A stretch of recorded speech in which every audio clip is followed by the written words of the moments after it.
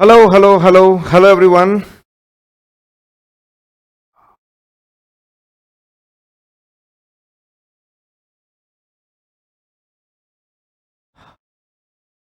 So, how are you guys doing?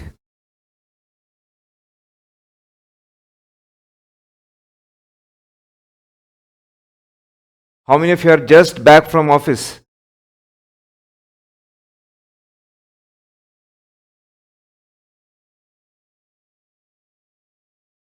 Okay,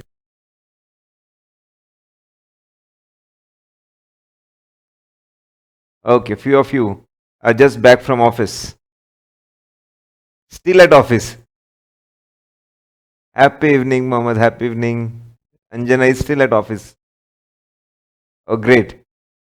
So, you're planning to stay at office till 10 o'clock? Anjana, is it?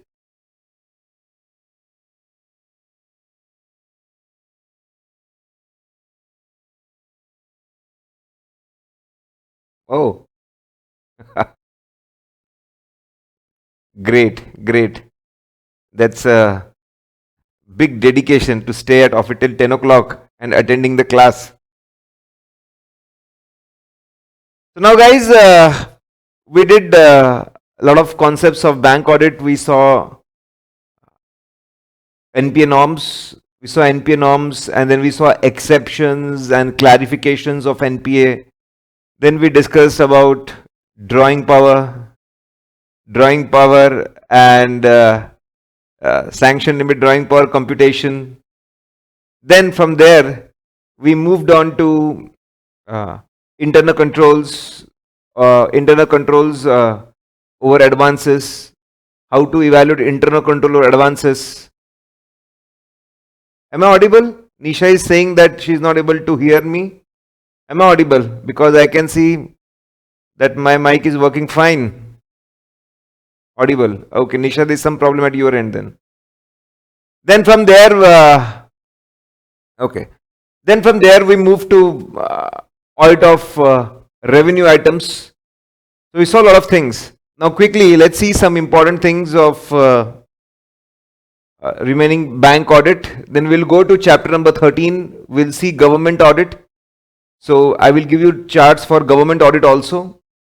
We are yet to make our charts for cooperative society audit.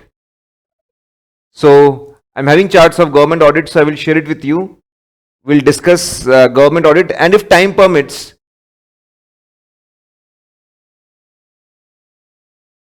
then we'll go to maybe we have developed something called core audit process. That's a foundation of standards and auditing. Foundation of standards and auditing. We'll see that. What is this tatake? What does that mean? Or that's a spam? Okay.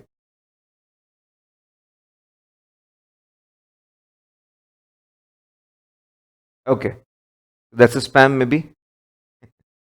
No? Now guys, let's see. Let's start. We'll start with audit of interest expense. It's very simple, straightforward. Come on, tell me guys, whenever we go to audit and we go to any area of audit, what we do first? We go for test of controls or we go for substantive procedures? What we go for first? Test of controls or substantive procedures? Tell me. TOC, fantastic. Great, fantastic, superb. We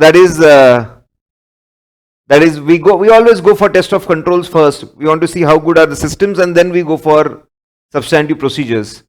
So now one more thing. Now we're discussing this. Can we use inquiry, inspection, observation, these things in test of controls as well as substantive audit procedures?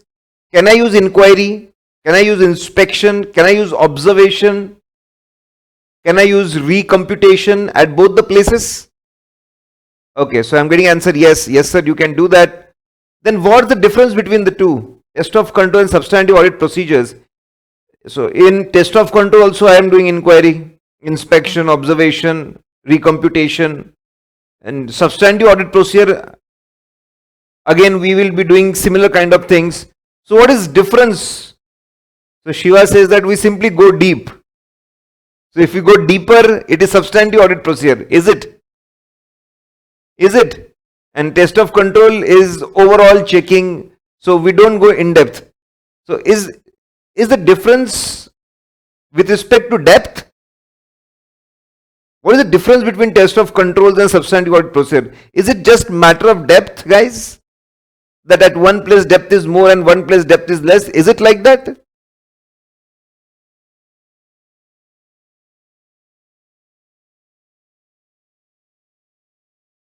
By using TOC, we will assess ROMM. Is it? Or first we assess RMM, risk of material misstatement, and then we go for test of controls. Okay, now there's one more question. What happens first? We determine RMM first and then we go for TOC, or we do TOC and then we get RMM?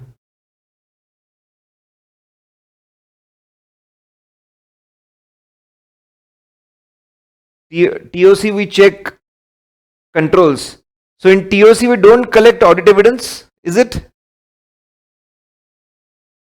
If you want to talk, you can simply switch on your mic also. If you want, raise your hand, I will permit you to talk. You can talk also if anyone wants to explain that. Okay guys, now that's important because that is a theme on which we will be seeing some of the concepts. In test of control, see, the most important difference is intention. In test of control, our intention, our focus is to find out whether system is designed, whether they have formed system properly, designed properly, and is it operating effectively. Our focus is whether system is designed and is it operating effectively. Our focus is only system. Is system working properly? Okay, that is our focus. That's what we want to find out. But when it comes to substantive procedures, substantive audit procedures, okay, our focus is whether the financial items, income, expense, asset, liability, whether the financial items and their assertions, are they appropriate, whether sales has already occurred, whether amount accuracy is there, whether completeness is there. So our focus is financial items and their assertions. So focus changes. In TOC, focus is controls. In substantive procedure, focus is whether that financial items and their assertions are appropriate or not. Our focus changes, guys. That is the biggest difference between two. That is TOC, test of control, and substantive audit procedures. Okay. And first we find out risk of material misstatement, and wherever we feel there is a risk, we perform test of controls. Depending on result of test of controls, we decide the quantum. We decide the quantum of substantive audit procedures. It can be more, it can be less. Okay. Now, let's see, guys. Let's go and see about audit of interest expense. Now, again, we'll first go and perform test of controls. When you talk about banks, banks in today's world, banks are managed with the help of very sophisticated softwares. Okay, ERPs. Very sophisticated softwares, ERPs, core banking system, core banking softwares. Now these softwares, they work like gem, they are superb, they are excellent. They automatically understand what kind of deposits bank has accepted, what kind of borrowings they have taken. These softwares know what is the frequency of paying the interest, what is the interest rate, and they automatically generate entries. And sometimes they are posted also automatically. Sometimes the approval is required and then the posting happens. So things are automated, and interest expense, because there are large number of deposits and borrowings, it is automated with the help of these softwares. So banks are highly automated. Banks are highly automated, and they are definitely highly automated in area of interest expense. So it's very important for auditor to go and understand internal control systems, core banking system, how they compute interest, how entries are generated, how they are posted, We need to obtain the understanding. We need to check. We need to go and check them, evaluate them, check these controls. Where the version number, where the software version number is appropriate, where the programming is appropriate, is it functioning properly on regular basis. The first thing we are supposed to do is we are supposed to go and do test of controls in the area of interest expense. Once we do that, either we'll get controls are operating effectively, then we'll perform less substantive procedures, or we may get controls are not operating properly, we'll have to perform more substantive procedures. When we talk about substantive procedures, there are two ways of substantiating. Anyone who can tell me? Come on, guys. There are two ways of substantiating. Substantive procedure of two types. There are two ways to substantiate. There are two ways to substantiate financial items and their assertions. Okay. One is substantive analytical procedures, and the next one is test of details. When we compare financial items, when we majorly compare financial items with previous year, with budgets, with other entities in the industry, with our own predictive, our own estimates, our own predictions, when we compare things and then we want to find out whether everything is appropriate, that's called analytical procedures. And when you use analytical procedures to substantiate a financial items, that is called as substantive analytical procedure. Okay. So we'll first perform test of control, then we'll go for substantive procedure. In that, we'll first go for analytical procedure. Now, here in module, they explain three type of analytical procedure. Number one, they say that if you want to check interest, do one thing. Obtain from client a working where average interest rate is computed for each category of deposit and borrowing. So auditor should obtain a working where average interest rate for the year is computed for each category of deposit and each category of borrowing. Next, you should obtain average interest rate of each category of deposit and borrowing for previous year. So you have average interest rate for current year, you have average interest rate of the previous year, and now you compare both of them. If both of them they match or they are very close to each other, that gives us a lot of assurance that everything looks normal, everything looks fine, because previous financial year is audited and there is nothing wrong with it.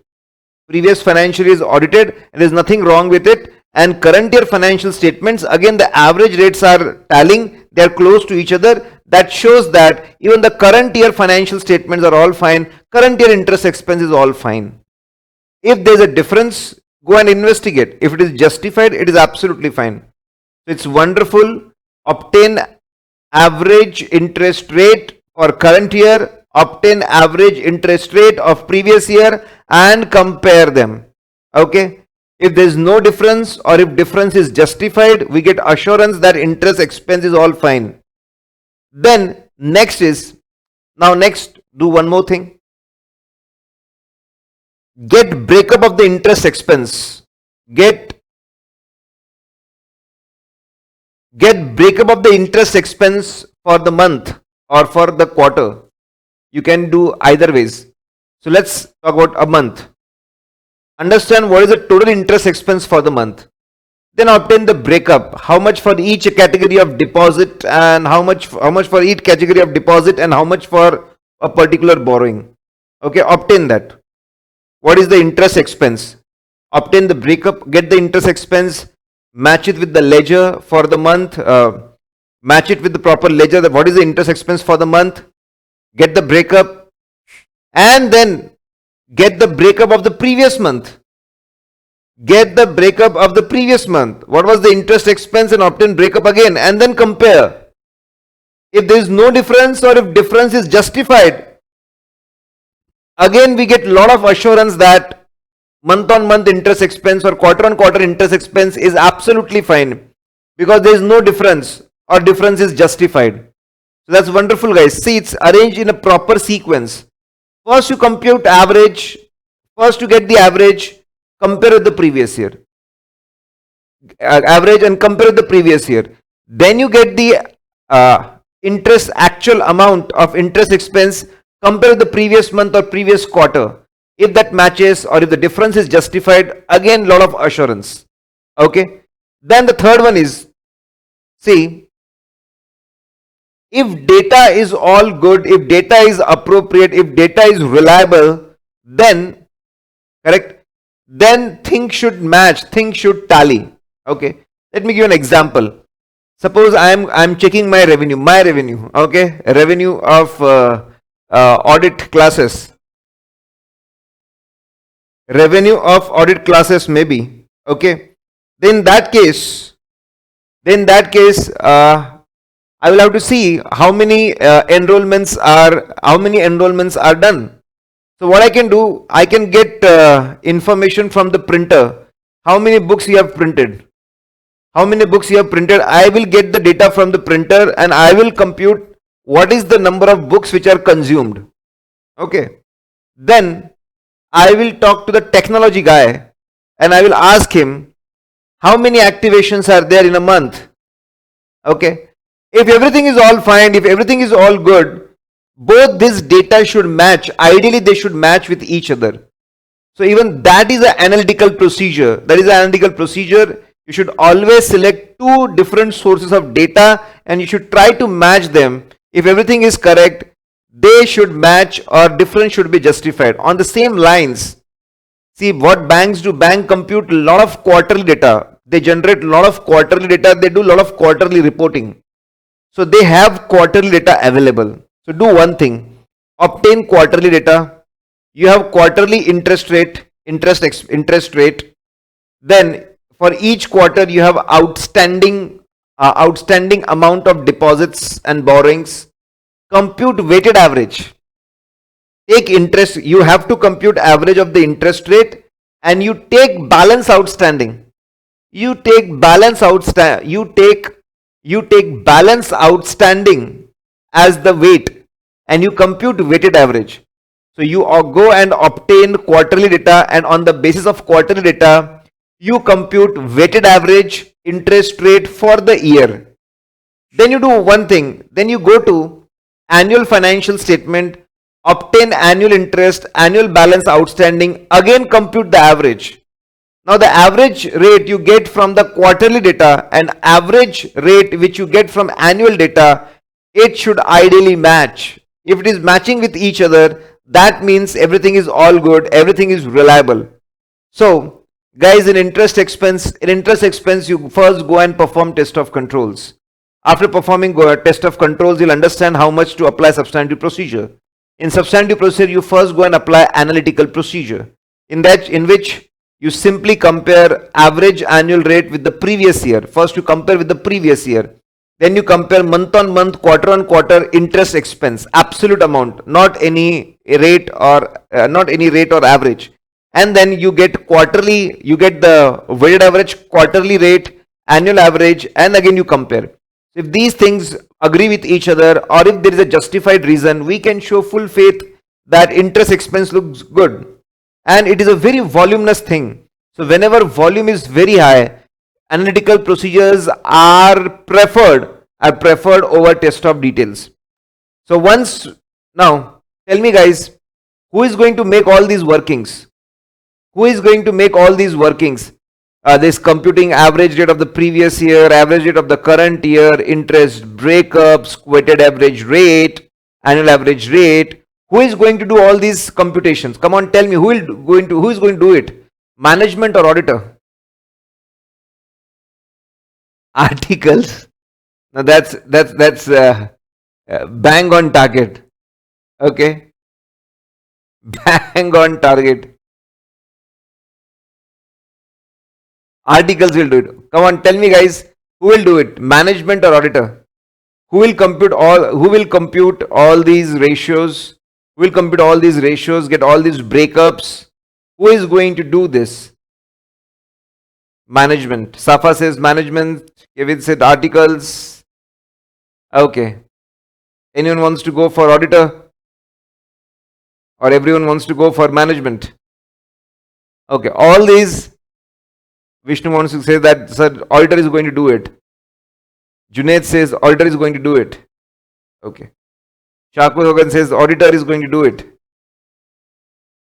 Okay, guys. Now, in practical life, it may go either ways who is going to do it, but generally speaking, it will be done by management. Management understand the software properly, they have access to it, they have powers to extract information. So auditor is going to request management, your team is going to extract data, extract information, they are going to perform all these computations, they are going to make all these comparisons, computations, and then we are going to compare things. We are going to compare. Before comparing, we will test check. On sample basis, we'll check the calculations. Whether the data, it matches with the software, whether ratios, they match with the software, whether calculations are all good, all appropriate. So, it is bank's management who is supposed to extract all the data, compute all the things as per auditor's instructions. Auditor is supposed to go and compare things, understand it and analyze it. And he is going to ask questions. He may check the computation on sample basis. Okay. So we are through with audit of interest expense. First we are through with test of controls. We go for substantive procedures. Then in that we go for analytical procedures. We do 3 types of comparison. Then test of details. Now in this we are going to check assertions. Okay. We will discuss about assertions. As of now you can simply understand. Okay. Assertion. What do you mean by assertion? What do you mean by assertion? A very favorite question. What do you mean by assertion?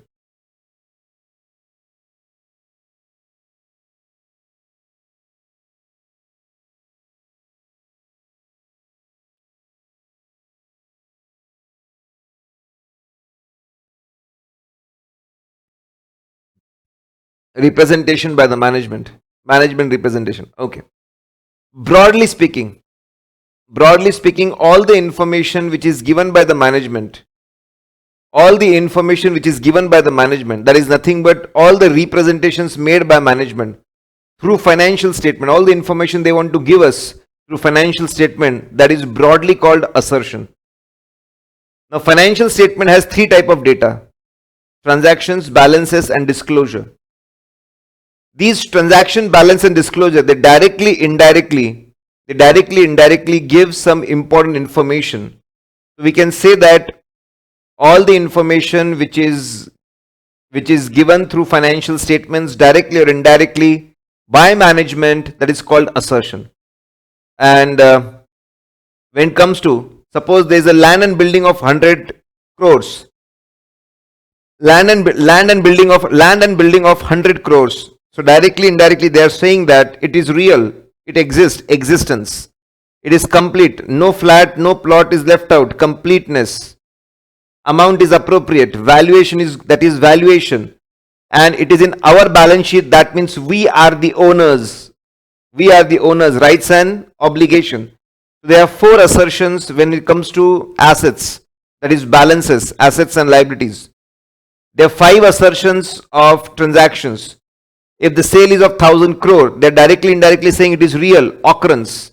Nothing is left out, completeness. Amount is correct, accuracy. Sale happen continuous basis. Current year sales has not gone to next year sales has not gone to current year. So that is cut off. And they are properly classified into capital versus revenue, and within revenue, proper department, proper product, and so on. That is classification. Okay. So let's freeze, guys. All the information given by the management through financial statement, that's broadly assertion, and specific information, and if you want to fine tune, specific information which is given by the management with respect to each transaction, balance, disclosure, even that is assertion. Okay. Now, so we are going to, that's what we do in substantive procedure. We check financial item and their assertions. So how we are going to check? In test of details, we are going to check completeness. It is very easy to go and check completeness. We are going to check whether interest expense is charged on all the deposits and all the borrowings. So you can do in plenty of manner, you can do it. simply you can go and randomly select some deposits and borrowings and check whether interest is properly charged or not. You can do that, or on totality basis you can do it, that what is overall interest on the deposits and borrowings, and then you can compare with the actual interest. Okay, so we are going to go and check completeness of interest, whether interest is charged on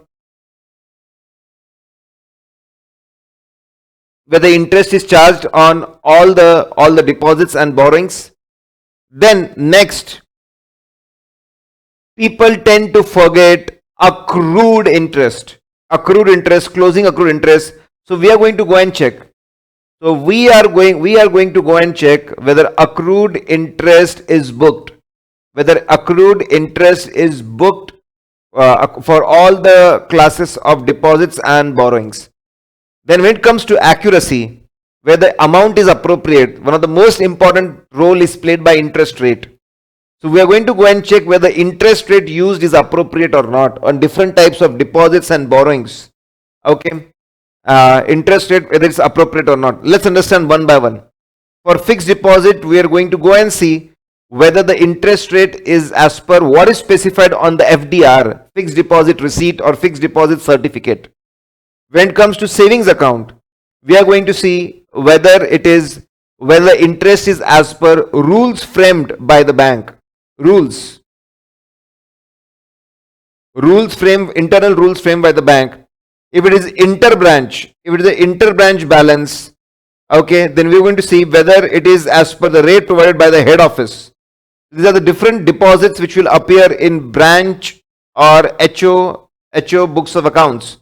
When it comes to deposits which are overdue, that's important. Banks have to pay interest on overdue or mature deposit. That means due date has come, but the person has not yet withdrawn the money. Bank is supposed to pay interest on that also, as per internal regulations. Again, so most popular is fixed deposits as per FDR certificates. Then we have savings account as per rules. Then we have inter-branch balances as per HO instructions. And then overdue matured things as per internal regulations. So go and check interest rates where they are appropriate. Especially go and check about changes in interest rate. Banks generally change their interest rate on quarterly basis, and for each quarter they have interest rate card. So go and obtain interest rate card for each quarter. Go and try to understand whether there is a change. If there is a change from one quarter to another quarter, then you go and check whether the interest rate has really changed from one quarter to another quarter. Within the new quarter, new rate is used for calculations. First focus on interest rate, changes in interest rate. Then to check it, go for recomputation. Recompute. On sample basis, select some deposits and borrowings and recompute interest. Ensure that you take proper amount, proper interest rate, proper period, and it should be as per agreement or deal ticket. What do you mean by deal ticket? Deal ticket is a kind of summary of terms and conditions. So whenever any borrowing is done, whenever they go for any borrowing or they raise money, they issue bonds, summary of terms and condition is given in deal ticket. So obtain the interest rate, frequency, amount and all the information from there and use it for interest computation. Let's freeze, guys. You can get a 5-mark question. First, you're going to talk about TOC, you're going to talk about substantive procedure. In substantive, you're going to talk about analytical procedures, and then from analytical procedure, you're going to talk about test of details. First, you're going to talk about completeness, then accuracy. In accuracy, you're going to talk about interest, change in interest rate, and recomputation. Okay. So, guys, that was very interesting, very simple. That was audit of interest expense. Now, okay. Let's see, guys.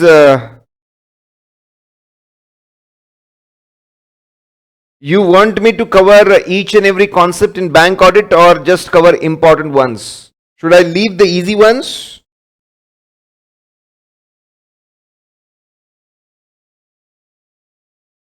Important ones, correct. Let's focus on them only then. Okay, now guys, now next is audit of NPA provision. So that's important. Now Now first, you go first. If you want to check audit of, and if you want to do audit of NPA provision, the first thing is go to RBI website, download RBI's master circular on IRAC norms, income recognition and asset classification, and go and understand what is the latest asset classification norm and what are the rate of provisions which are applicable to each particular category. That's the most important thing. I will say that's the most important thing. So first go and so first we are going to perform test of controls, and in test of control the first thing will be go and obtain understanding of RBI circular, what are the classification norms and what are the rates which RBI is prescribing. Okay, then you go to the management. Okay, management, we want to understand how you compute, how you classify and how you classify your advances and how you compute provision for NPA. So some of them must be having a module, a software module in the core banking system itself. A software module in core banking system, in core banking software. So understand whether there is a separate module in core banking system or core banking software. Okay, or they are having or they are having some external software, or they are having some Excel sheet or Google sheet to compute it. So go ahead and try to understand what is the method, what is the methodology they use to classify and then to apply the rates and get the provision for NPA.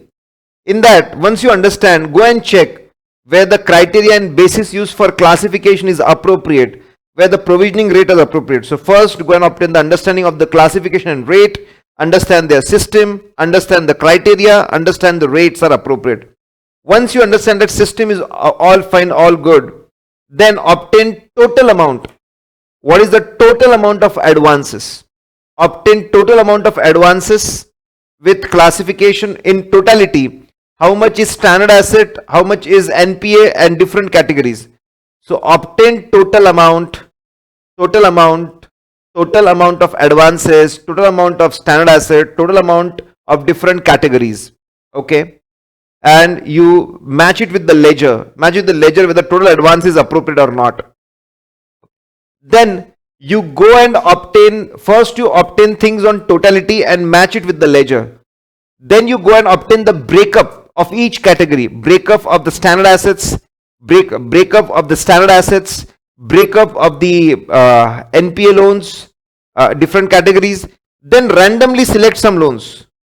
Randomly select from loans from each category. Some from the standard, some from the substandard, some from doubtful for 1 year, 1 to 3 years, more than 3 years, loss asset. Obtain them, select them on sample basis and go and check, are they properly classified as per RBI norms, and whether proper rate of provision is applied, whether proper rate of provision is applied. Okay, go and check that. Once everything is appropriate, go and recompute NPA provision as per balances of various categories. So first we went for test of controls, then we went for substantive procedure, we checked things on totality basis, then we got the breakup, we selected samples, on sample basis it was appropriate, then we went for recomputation. So this is how you are supposed to answer audit of NPA provision. Okay, now tell me guys, which AS is applicable? Which AS is applicable for prior period items? Okay, anyone? Which AS is applicable? Which AS is applicable for prior period items? AS5. AS5 talks about AS5. Yes, come on, AS5. AS5 talks about presentation of items in P&L. It talks about extraordinary items, exceptional items, prior period items. Okay. Okay. So whether schedule 3 also talks about extraordinary items, exceptional items and prior period items? Yes. Okay, so it's very simple, guys. Ind AS, they say that if you rectify previous year mistakes and in the process of rectification, if any profit loss arises, that's called prior period item. First, explain what is prior period item. Then explain that it should be shown on the face of the P&L. It should be shown on the face of the P&L. This is as per AS5. This is as per AS5, and Schedule 3. Schedule 3 says that you should follow Accounting Standard 5. That's okay. But then there's a problem now. So we have requirement of AS5 to show prior period item on the first page of the P&L. But now when it comes to banks, format of financial statement is given by Banking Regulation Act 1949, third schedule, Form B. And there is no specific place to write prior period items as per this format. So now there is a contradiction. We have accounting standard which says that prior period item should be shown on the face of the P&L. That is the front page of the P&L. And then we have banking regulations which doesn't talk about prior period item. They have no place for prior period item. What will happen? Who will prevail? Banking Regulation Act will prevail or AS will prevail? Who will prevail? They are contradicting with each other. That's a wonderful example how contradiction happens. Whether law will prevail or accounting standard will prevail.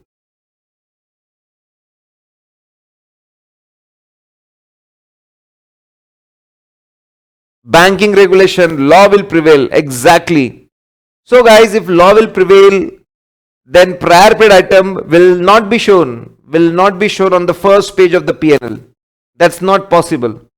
So that's why if there's a prior period item, it will not be shown on the first page of the P&L because Banking Regulation Act will prevail.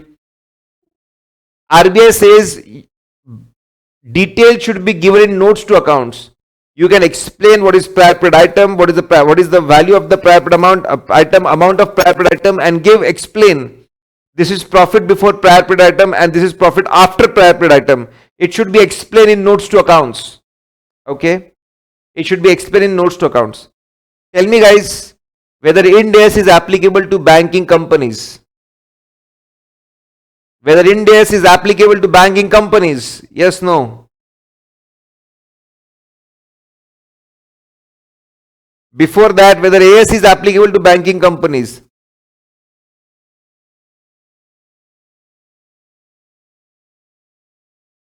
Okay. So answer is accounting standards are definitely applicable.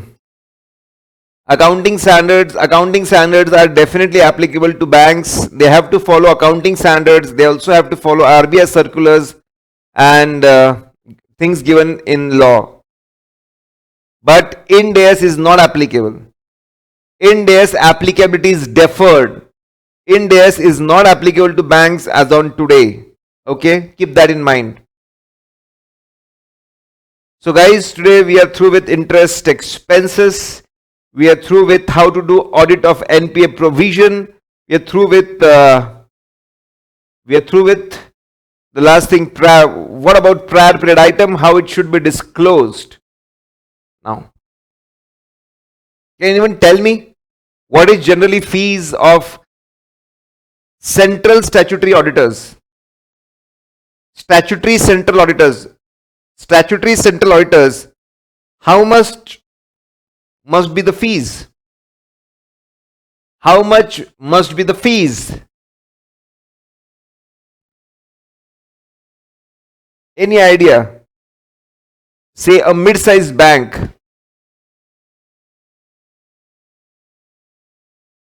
Mid-size. Yeah, decided. I'm saying any idea how much is the fees? It must be in thousands, lakhs or crores. Okay. Guys, I'm not talking about branch audit. I'm talking about statutory central auditors. It is in crores. Okay. And It's in crores because there are a lot of responsibilities on statutory central auditors. And that's what you'll get in exam.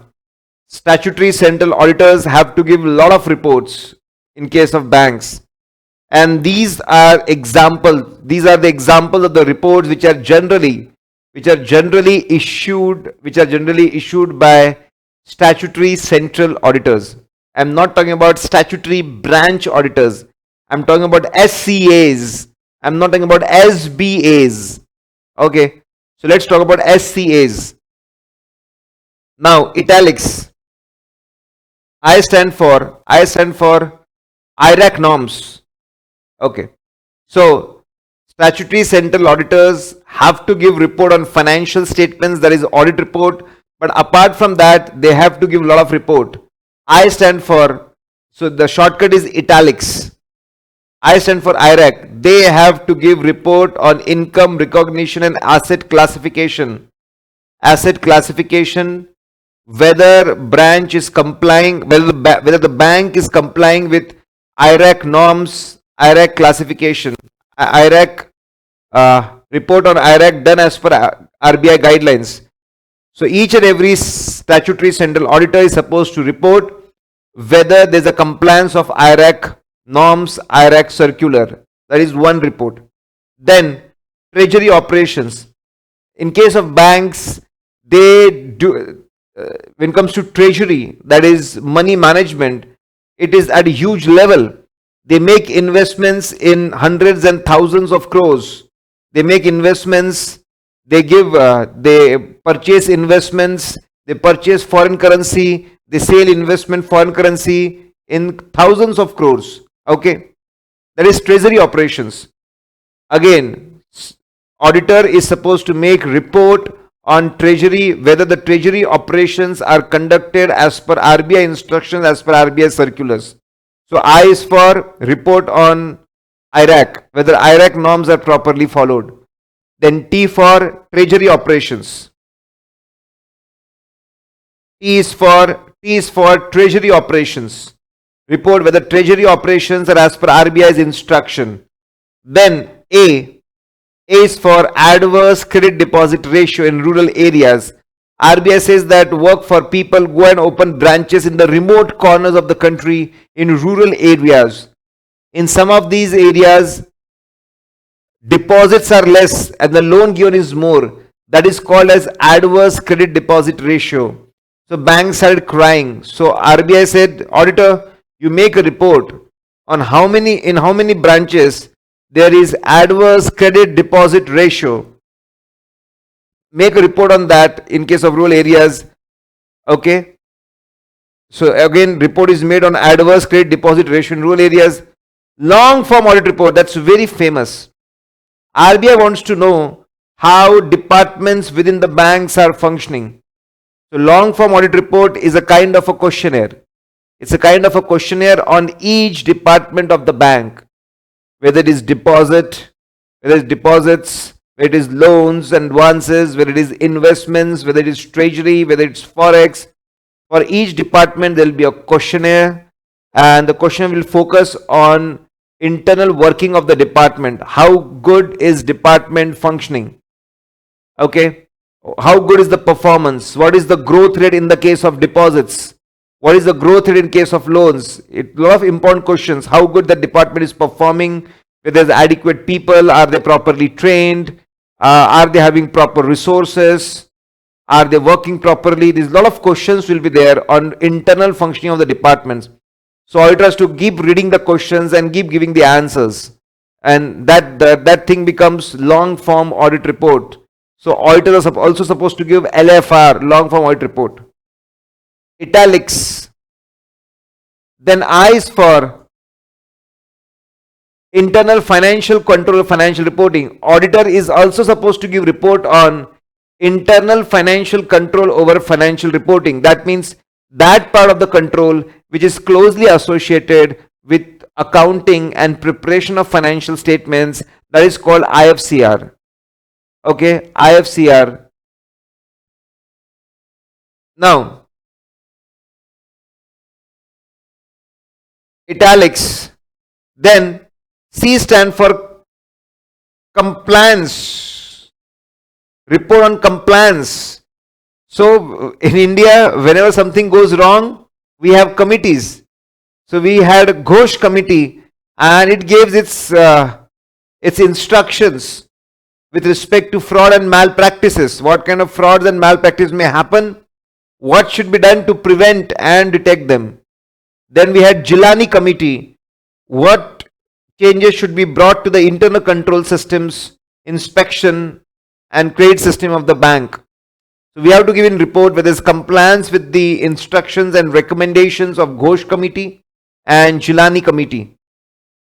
And then SLR requirement. You know, SLR is statutory liquidity ratio. Part of the deposit has to be maintained with the bank itself. It is SLR. Let's freeze, guys. So whether bank is maintaining SLR. Let's freeze italics. Report on compliance with IRAC norms, then treasury operations, then adverse credit deposit ratio, then long form audit report, long form italics, then internal financial control, financial reporting, compliance with requirements of committees, and finally S is for SLR, whether bank is fulfilling SLR requirement. Is this point clear, guys? Is this point clear?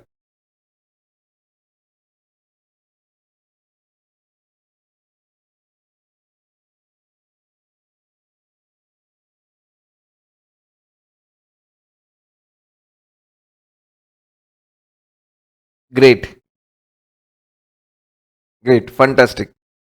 Now, when it comes to audit reporting, same format is applicable to audit report of bank, which is applicable to others. Audit report of the bank will be prepared as per 700 series, 700, 701, 705, 6, 10, 20. The whole 700 series will be applicable. But apart from standards on auditing, even the law will get applicable. Of course, when it comes to audit report, there are always two things which are governing audit report. There are standards on auditing. There are standards on auditing which are governing audit report, and apart from that, there is a law also which is governing audit report. When it comes to bank, it is a Banking Regulation Act, and in fact, apart from that, there is a SBI Act and other acts specifically for banks. All of these laws in common, they say that in audit report specify these things. Whether auditor has obtained all the information explanation, that's in sequence. Whether when you went for audit, did you obtain all the information explanation which was necessary to give opinion? Next, after obtaining information, what do you feel? Whether transactions are within the powers of the banking company, whether any of the transaction is ultra vires, beyond the powers. So first go and obtain information, whether transactions are appropriate, where after transactions are executed, whether proper returns are obtained from the branch and other offices. See, when it comes to transaction at head office, accounting will be done there. Whether after transactions are executed, whether proper returns are obtained from the branches and other offices. Finally, after accounting is done, whether balance sheet gives true and fair view, whether P&L gives true and fair view, and any other matter which we feel appropriate. So it's very simple, guys. Whether all the information explained is obtained, whether transactions are properly recorded, whether returns are received, whether balance sheet and P&L gives true and fair view. Requirements of the Companies Act will also get applicable. It is not just one law. So it will be prepared as per SS 700 series. When it comes to law, first Banking Regulation Act will get applicable. It is specific only for the banks. And then Companies Act requirement. Section 143, the complete reporting will be applicable. Inquiry under 143.1, reporting under 143.2, matters, mandatory matters under 143.3, 143.4, everything will get applicable. In fact, Rule 11, which is issued as per powers given by Section 143, government has issued Rule 11. Even that will be applicable. Only CARO will not be applicable, guys. That's important. CARO will not be applicable. Then, apart from that, LFR report we have already discussed. So this is in the form of a questionnaire. on internal functioning of various departments of the bank.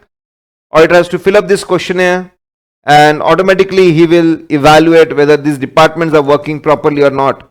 It has to be submitted to the chairman of audit committee every year by 30th June. Every year by 30th June, and then chairman of the audit committee will forward it to RBI.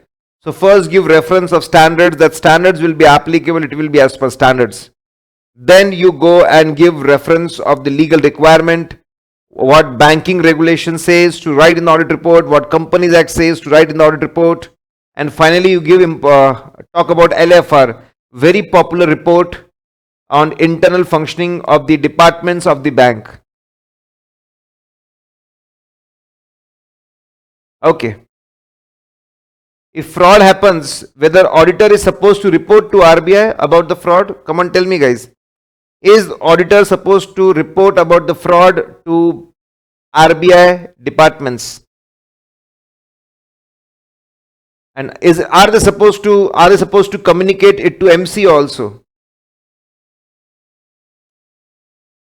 Whether reporting is required to both the authorities or reporting to RBI will be sufficient.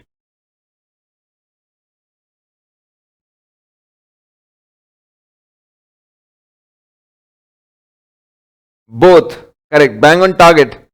So now, guys, if fraud happens in a bank and auditor comes to know about it, he has to do reporting at both the ends. He has to do reporting to RBI authorities, RBI monitoring cells, as per the circulars issued by RBI. Okay. In that, RBI specified limits what kind of communication should be done, to whom it should be done, depending on the monetary amount of the fraud. As amount increases, communication has to be done to supervising cell of the RBI. Reporting under Companies Act on the same lines, yes. So if fraud happens, you have to do reporting to RBI. Apart from that, you have to do reporting to MCA, Ministry of Corporate, to central government, MCA, if amount is 1 crore or more. Okay. You explain if fraud happens, it has to be reported to RBI and its departments. It has to be reported to central government and ministries, both. Reporting principle is simple. Our objective was to give opinion on financial statements, whether it gives true and fair view, is it free from material misstatement. And for this, we started doing auditing. We went for test of control, substantive procedures. And the only objective was to find out whether it is free from, whether it is giving true and fair, it's free from material misstatement. In the process, if we come across fraud, we will definitely inform people about it. So fraud is not our primary responsibility. But if we come to know about the fraud, we will definitely inform people about it. So, standards on auditing. SA 240 also says that whenever fraud happens, you have to do communication with the authorities and the people as per law. SA 250 also says that you can breach confidentiality if reporting is required by law. So both the standards say the same thing. If it's required by law, you have to do it. So guys, when it comes to fraud reporting, explain reporting to RBI, reporting under Companies Act, reporting principle, and then standards on auditing. Come on, tell me. Give example of different types of risk. Which bank faces? Different types of risk which bank faces. Come on, guys. Tell me. Different types of risk which bank faces.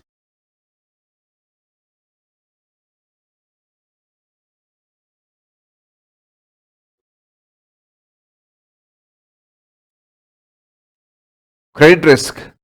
Correct. What else?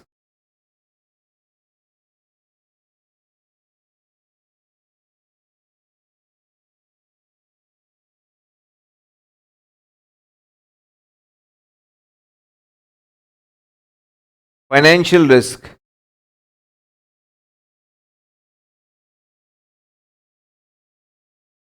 Credit risk. Financial risk. What else?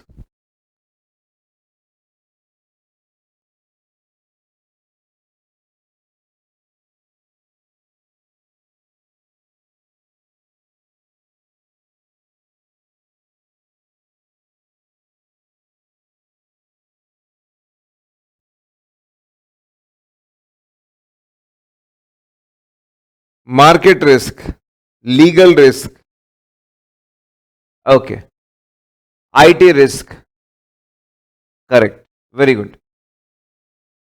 Let's see, guys.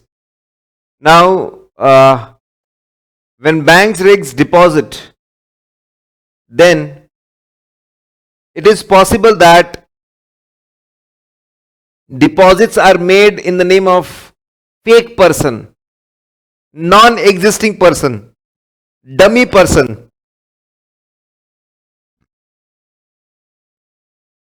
They want to hide.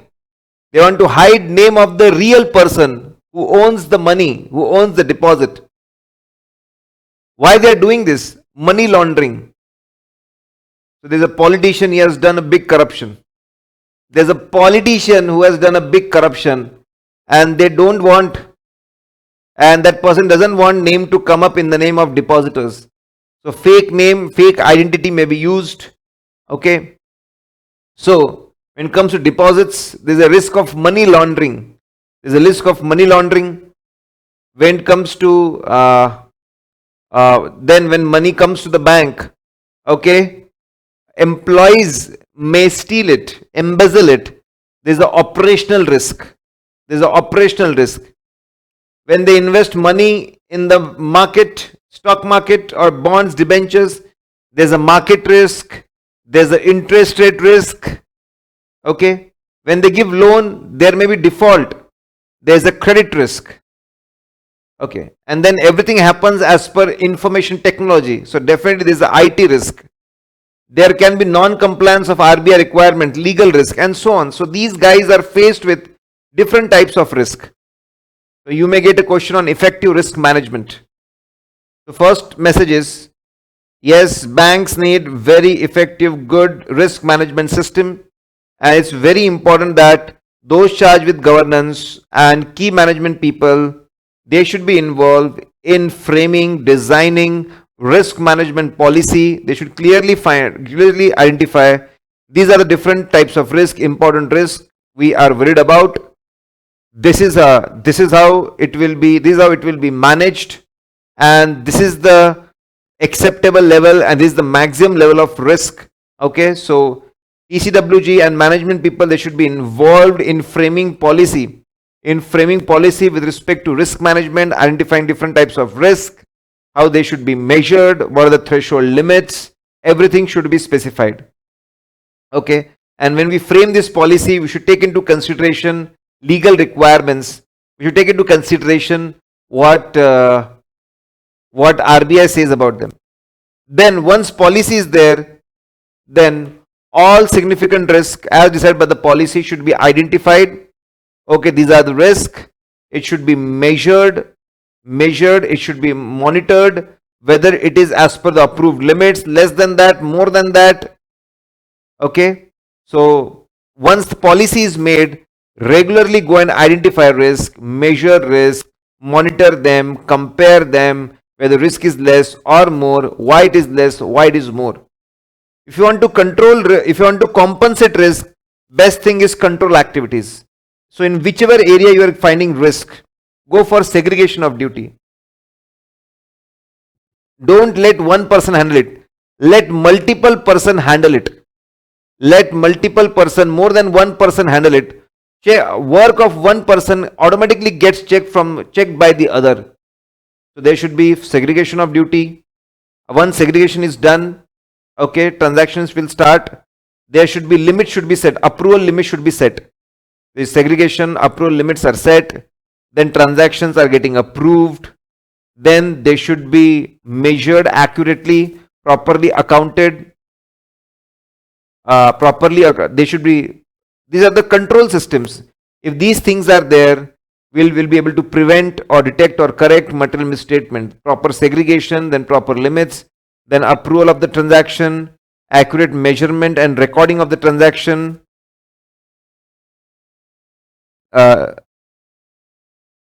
Then once then so this thing is particular flow. Apart from this, there should be report of exception, reports and approval of exception. Exceptionals are exception are things where there are mismatch, unexpected things are there. They're called exceptions. Exceptions, reconciliation of positions, whatever appears in primary books, it should be reconciled with the ledger secondary books. Physical security and contingency planning. So there should be in sequence, there should be segregation, then limits, then approvals, then accurate measurement. Then apart from that, reporting of exceptions, reconciling things, and physical security. If writing the answer, you explain TCW should be involved in making policies. You explain what is the role, identifying, measurement, monitoring risk against approved limits, control activities which can be helpful. Then on continuous basis, keep on monitoring whether methodologies, whether formulas, with the approach which are there for risk management, is it appropriate, or we are supposed to do something more extra, new technologies. Reporting of risk management.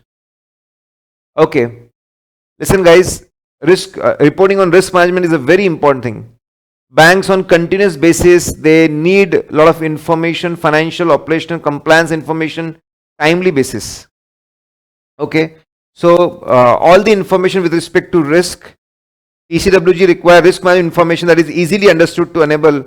So proper risk, a report should be prepared on risk management, how good bank is doing its risk management. That should be there for internal reporting. Internal reporting, sometimes in annual financial statements, it will be useful. So talk about involvement, talk about identification, talk about control activities, monitoring, reporting. Okay guys, so we are through with almost government audit. Now I will, bank audit. I will simply go through some important things.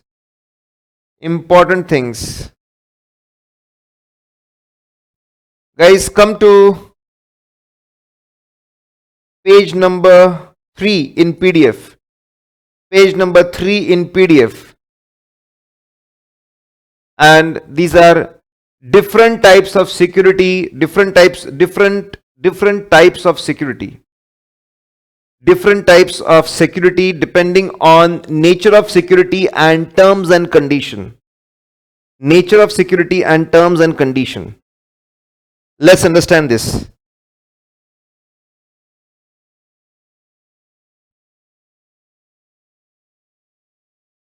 Now, let's understand legal charge. Think from the point of view of bank. If banks get security and terms and conditions are such that as soon as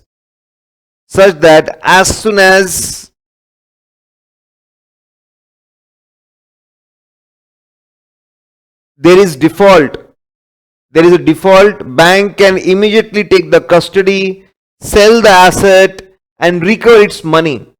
If terms and conditions are such that they can recover their money on immediate basis easily, they have immediate right to sell the asset and recover their money, that means legal charge. If terms and conditions are heavily in favor of bank, they can sell asset on immediate basis and recover their money. If terms and conditions are such that if there is a default, now bank is having right to recover money, right over security, but they don't have immediate power to sell the asset. They will have to go to the court and prove that default has happened. They will have to go for auction the property as per proper protocol, sell it to the best of the buyer, recover money, okay, and if there's anything balance, give it to the borrower. Now so if terms and conditions are such that you have to follow the process, you go to the court, get approvals, auctions, you have to follow the process to recover the money. You don't have immediate right to sell asset. That's called equitable charge. So guys, very simple. Depending on terms and conditions of security, depending on terms and nature of the security and terms and conditions, okay, there are various modes of creation of security. That means there are different types of security. Okay, and there are two very important concepts: legal charge, immediate right to sell property, recover money; equitable charge, there is no immediate power to sell asset. Now let's see, guys. So it's very simple. Whenever a immovable property is offered as a security against any loan, such loan are called as mortgage.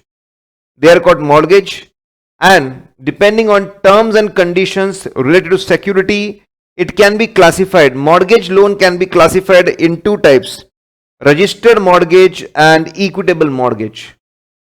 In case of registered mortgage loan, there will be a loan agreement specifying terms and conditions of the loan, talking about security. Then there will be a mortgage deed. There will be a separate mortgage deed specifying that bank is having this property as a security. This mortgage deed will be registered with sub registrar of the property. It will be registered with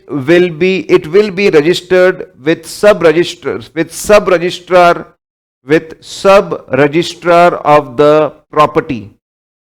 Sub registrar of the property. It will be in the favor of the bank. If there is a default, bank will get immediate power. They will get immediate power to sell the asset and recover their money. In equitable mortgage, there will be a simple loan agreement saying that if there is a default, bank has right to sell the immovable property and recover its money and recover its money.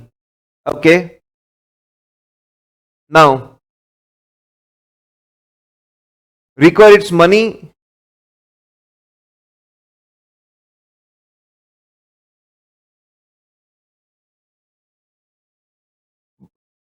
But only loan agreement will be there. There will be only loan agreement.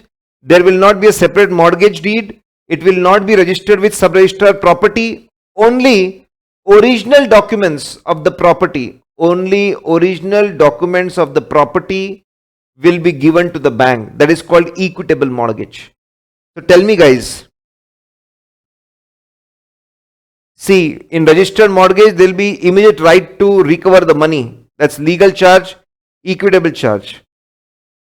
Now tell me, if terms and conditions are in nature of legal charge, registered mortgage, it's in whose favor? It is in favor of bank or it is in favor of borrower? Bank or borrower? Correct. It will be definitely in favor. Legal charge is definitely in favor of the bank. So you need to explain that depending on nature of the security and terms and conditions, there can be different types of understanding, different types of securities. You explain that if immovable property is there, it is mortgage. There are two types of mortgage: registered and equitable.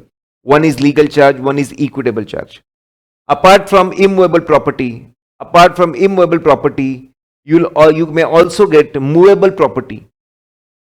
You may also get movable property. Okay, movable property as a security.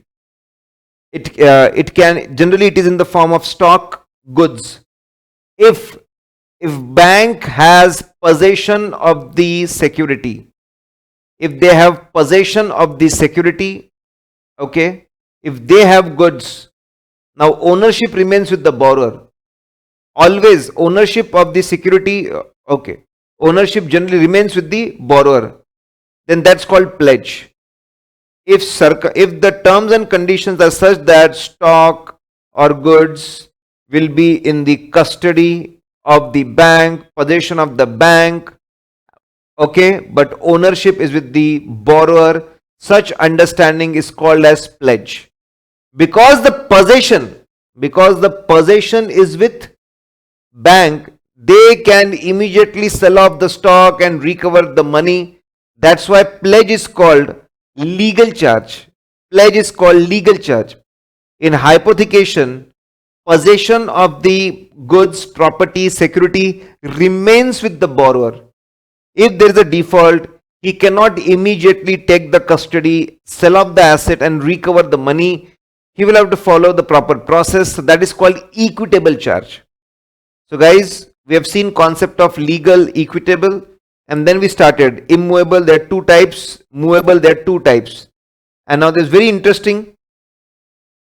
If it's a hypothetical assets, then on regular basis, say monthly basis, bank will update its records with respect to security. Okay, what is the status of the security? Then next, so as per, we are classifying different types of security depending on terms and conditions. So we have immovable property two types, movable property two types, and again depending on terms and conditions, we have three things in other. Assignment. When borrower gives his right to recover money,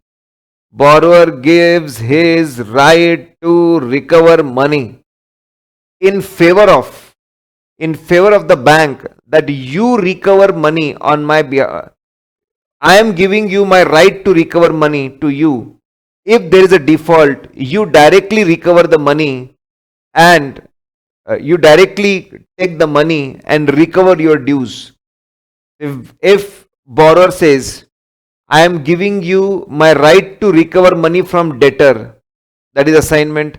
Right to recover money from insurance company for the claim, that is assignment. Right to recover money from provident fund, that is assignment. It's very simple. Whenever borrower gives his right to recover money in favor of the bank, it can be a debtor, it can be an insurance claim receivable, it can be a provident fund receivable, then that is called assignment. All these should be actionable claims. All the examples which I just gave, they were actionable claims. Okay. So actionable claim means direct right to recover money. Direct immediate right to recover money. It will not include some things. What are those things? Listen guys, understand, it's very interesting. We have given money to borrower. Borrower has further given mortgage loan, further given pledge loan, further given loan on hypothecation. We gave money to borrower, he gave mortgage loan, he gave pledge, he gave hypothecation. So if tomorrow there is a default, if borrower defaults, okay, if borrower defaults, then we have right to recover money from mortgage, from hypothecation, from pledge. But then that right to recover is not very easy. We will have to go and sell property of sub-borrower. Just like there is a subletting, there is sub-borrower. Go and sell property of the sub-borrower. Go and sell stock of the sub-borrower. It's very tricky, very complicated in practical life. So what they're saying, in assignment you can give only actionable claims. You cannot give debt which are in the form of mortgage loan. You cannot give debt which are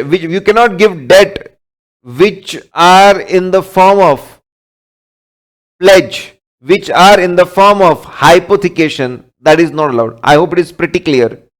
In assignment, right to recover only actionable claims. So it is not going to cover mortgage loans, it is not going to cover pledge, it is not going to cover hypothecation. Guys, I hope you are clear. Then they set off. When borrower gives right that you can set off my account having credit balance and account having debit balance. In books of banks, credit balance means amount is payable, debit balance means account is receivable. So if any borrower is having accounts in the multiple accounts in the same bank, in few accounts there is a receivable, in few accounts there is a payable, then borrower will say, I give you right to set off. Right to have. If there is a default, you can simply set off receivable and payable and don't pay me back my deposits, fixed deposit, saving deposit, etc. That is called right to set off. Only actionable claims will come. This can be done only when accounts are in the name of same person, same capacity. That means an individual or partner of the partnership firm or member of HUF, same person, same capacity. All branches are treated as one. Apart from this, there is a lien. Lien, when agreement says that bank can give physical possession with till the time money is recovered, it's called lien. So there was two types of mortgage loans, two types of two types of mortgage loan, two types of loans with respect to stock, and then others we have all these things. What is general lien? One last thing, then one last thing in this. What do you mean by banker's general lien? Anyone can tell me what is banker's general lien? Banker's general lien. Have you heard about it before?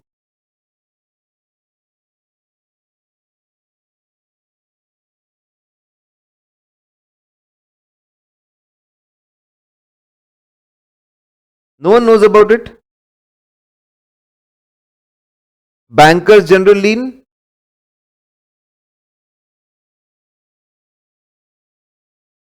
Right to retain. Okay, what else?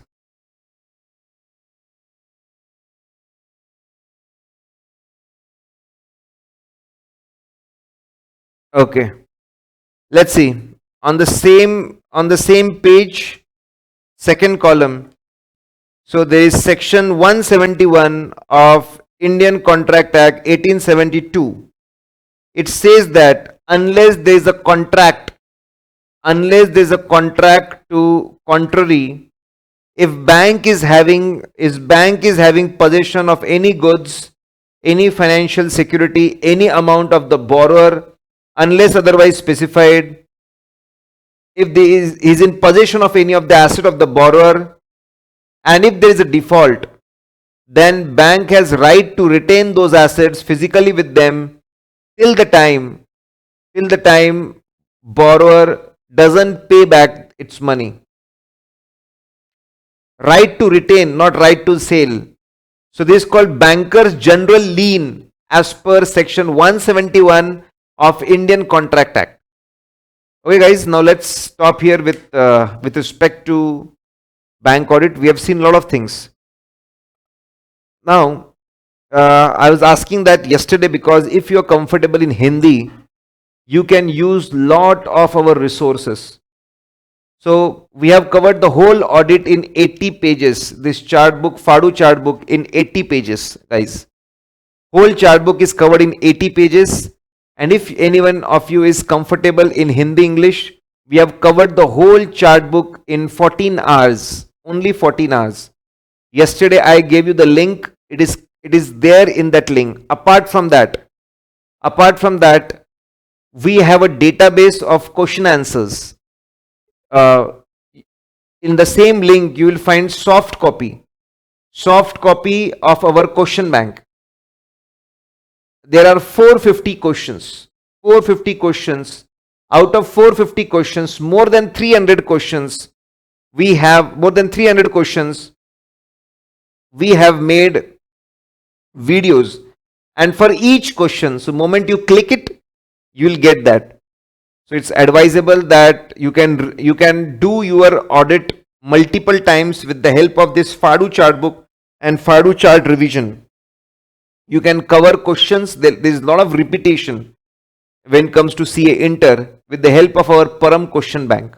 Okay guys, so we are through with bank audit. We saw a lot of things. Now let's quickly government audit. Let's quickly see few things from government audit. Okay, let's see some important things from government audit, and then I will give you a very good thing, that is core audit process. How many of you know about core audit process and you have seen my lecture of core audit process? Has anyone aware about it here? Okay, great. If you're not aware, I will quickly, maybe within 15 minutes. If possible, please make English marathon also, sir. Yes, Mohammed. Yeah, I know, because of time limitation, uh, it's difficult. It's difficult to make marathon in English. I understand, but as I get time, I will definitely make a marathon for you guys. For those who are not comfortable in Hindi, I will definitely make it for them. Be very honest, for this attempt, it won't be possible. So, but then still, you can make use of these charts. These charts will be very helpful. Padu charts will be very helpful. Okay, I will share you the.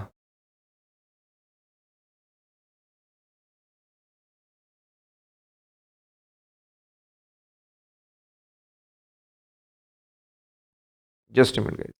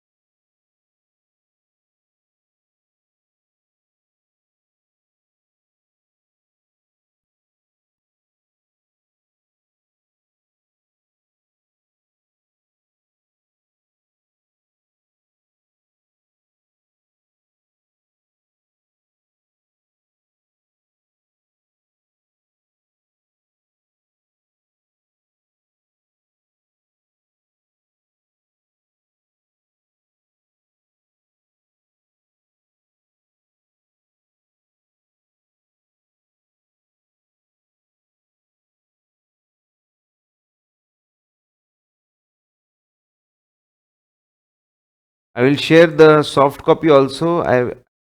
Right now I'm sharing link. Okay, and let me give you soft copy also.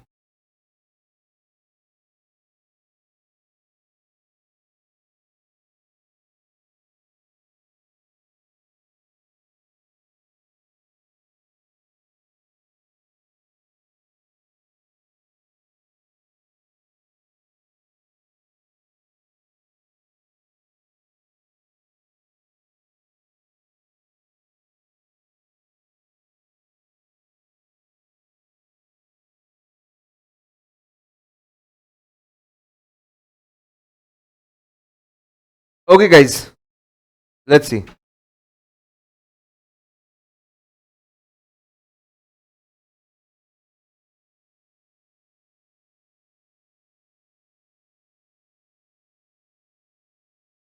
Now, let's see this legal framework for government audit. So, let's understand, guys. So, concept of government audit is supported by Constitution itself.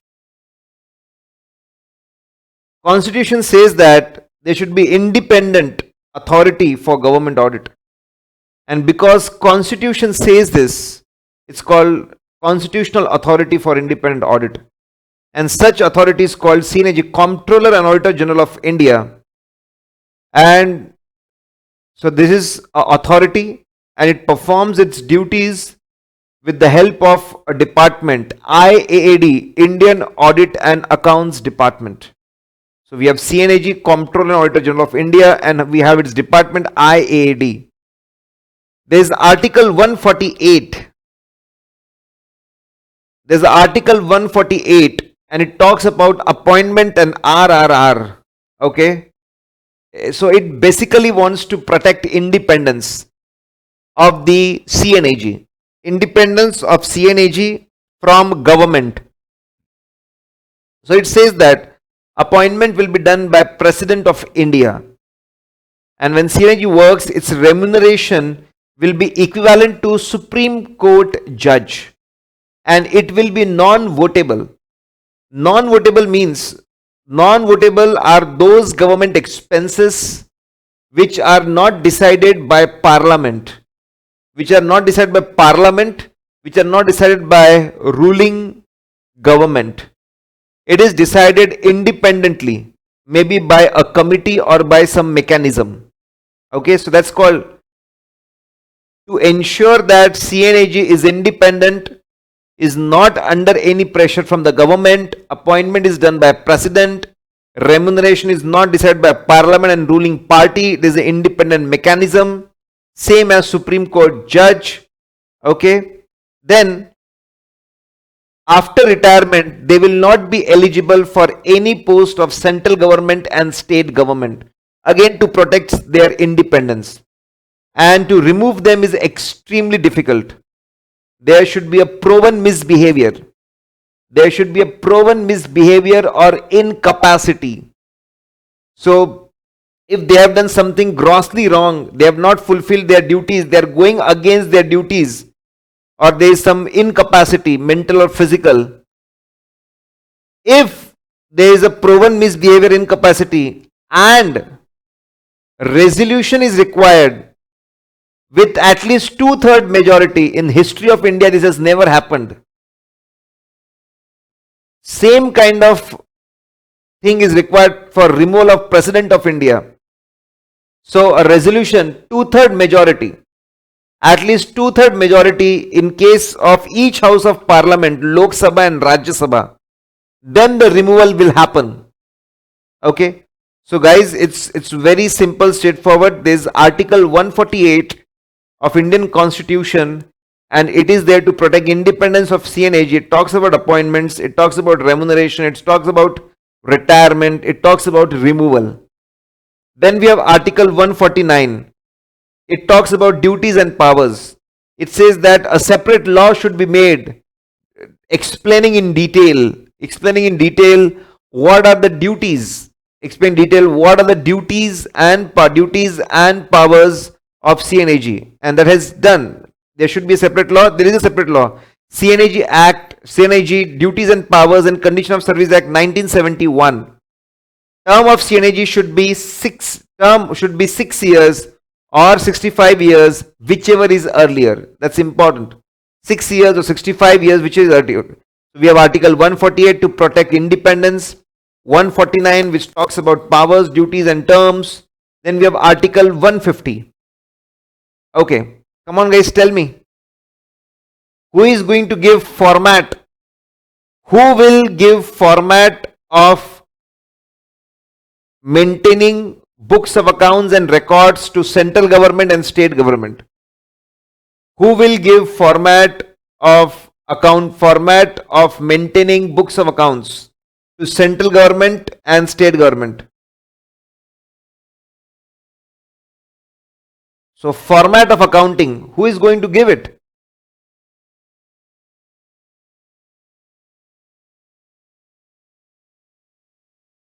ICAI.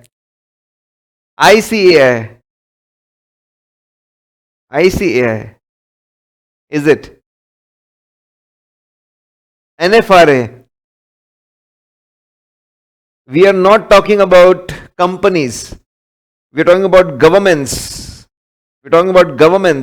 Okay. So, listen guys.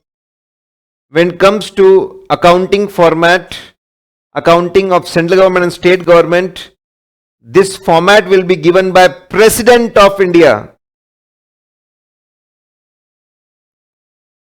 President of India, and President of India is going to give this format depending on advice of CNAG, depending on what advice is given by C and AG. Guys, I hope it is clear what advice is given by C and AG. Okay, so we have Article 150, which talks about accounting format. Then we have Article 151, which talks about audit report. So CNA is supposed to submit audit report with respect to central government, state government and union territory. When it comes to audit report on accounts of central government, it should be submitted to President of India. When it comes to state government, it should be submitted to governor. And when it comes to union territory, it should be submitted to administrator. So accounts should be submitted to these guys: president, governors, and lieutenant generals, okay, administrators. And these reports shall be placed in parliament or legislative assemblies as the case may be. If they are related to central government, then parliament. If they are related to the state government, then legislative assemblies. So guys, that's very important. That is Article 148, Article 149, Article 151, Article 152. These are 4 articles. Quickly. Now, what are duties? What are duties of CNAG? What are duties of CNAG? So there is a shortcut, Sagar. Sagar, that's ocean. Sagar duties, large number of duties, just like Sagar, just like ocean. Okay, S stand for stores and stock. S stand for stores and stock. Okay. Now, stores and stock, lot of Indian government purchases and stores lot of necessities in huge quantity in their government godowns, government stores and stock. It is responsibility of CNAG to go and do audit of records of stores and stock. Its opening balance, purchases for the year, stock issued, stock sold and closing balance. It's responsibility of CNAG to do audit of accounts of stores and stock of government. Then A stand for accounts.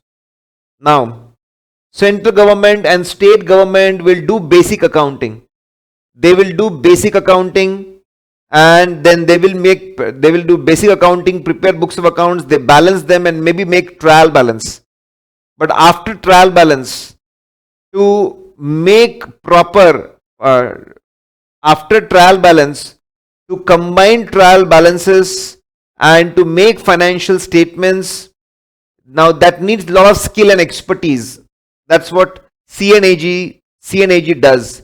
It is responsibility of CNAG to compile after basic accounting, after basic trial balance and basic statements, to gather everything, to add all of them and to compile annual receipts and disbursements. So guys, CNAG prepares combined annual receipts for combined annual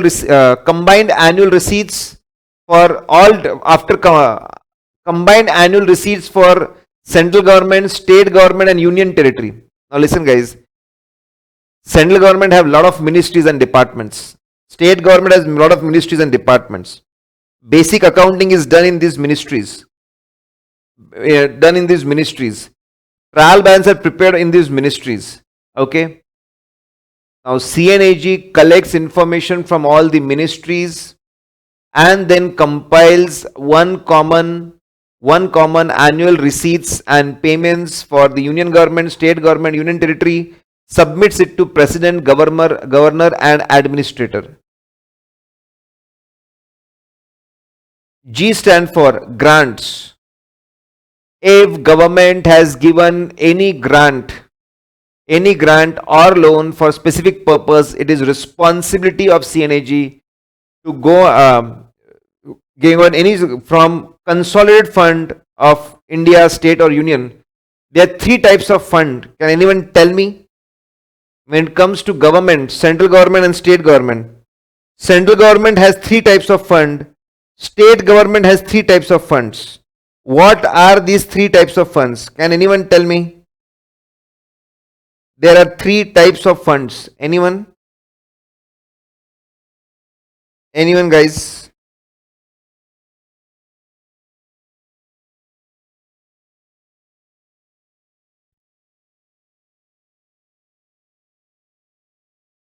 General, specific. Okay. Anyone?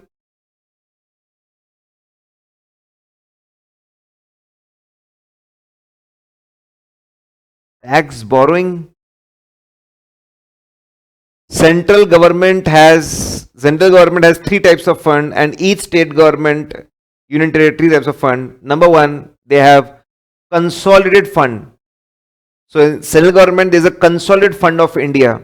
All the revenues and expenses are done from consolidated fund of India. Okay. Then next is public accounts fund. All the money apart from income and expenses.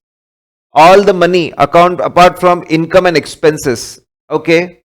That goes to public accounts fund. So it's like borrowing, money which is borrowed, that goes to public accounts. Okay. And then third one is for emergency situation. But that is not very relevant. It is managed by President of India. President of India. What is that fund, guys? Anyone? Now, I have already told you about two funds. Consolidated fund and public accounts fund. Third one.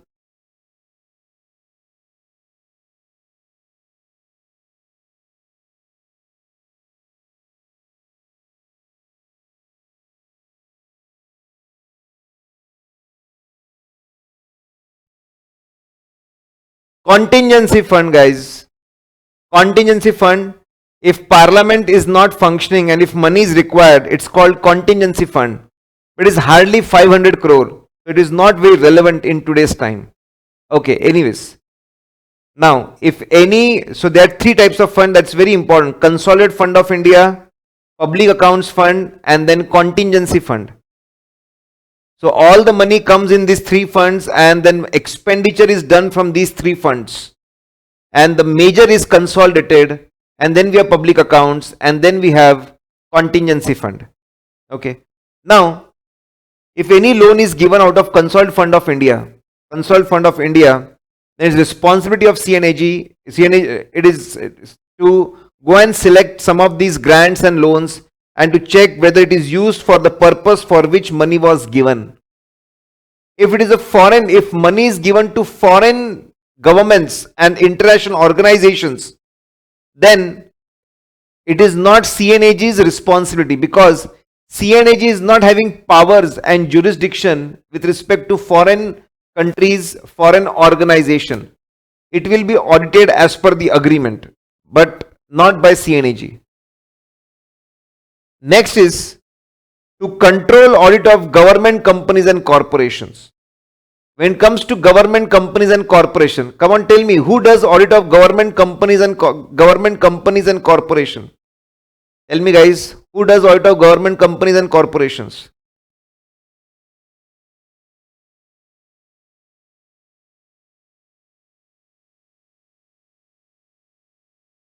Who does audit of government companies?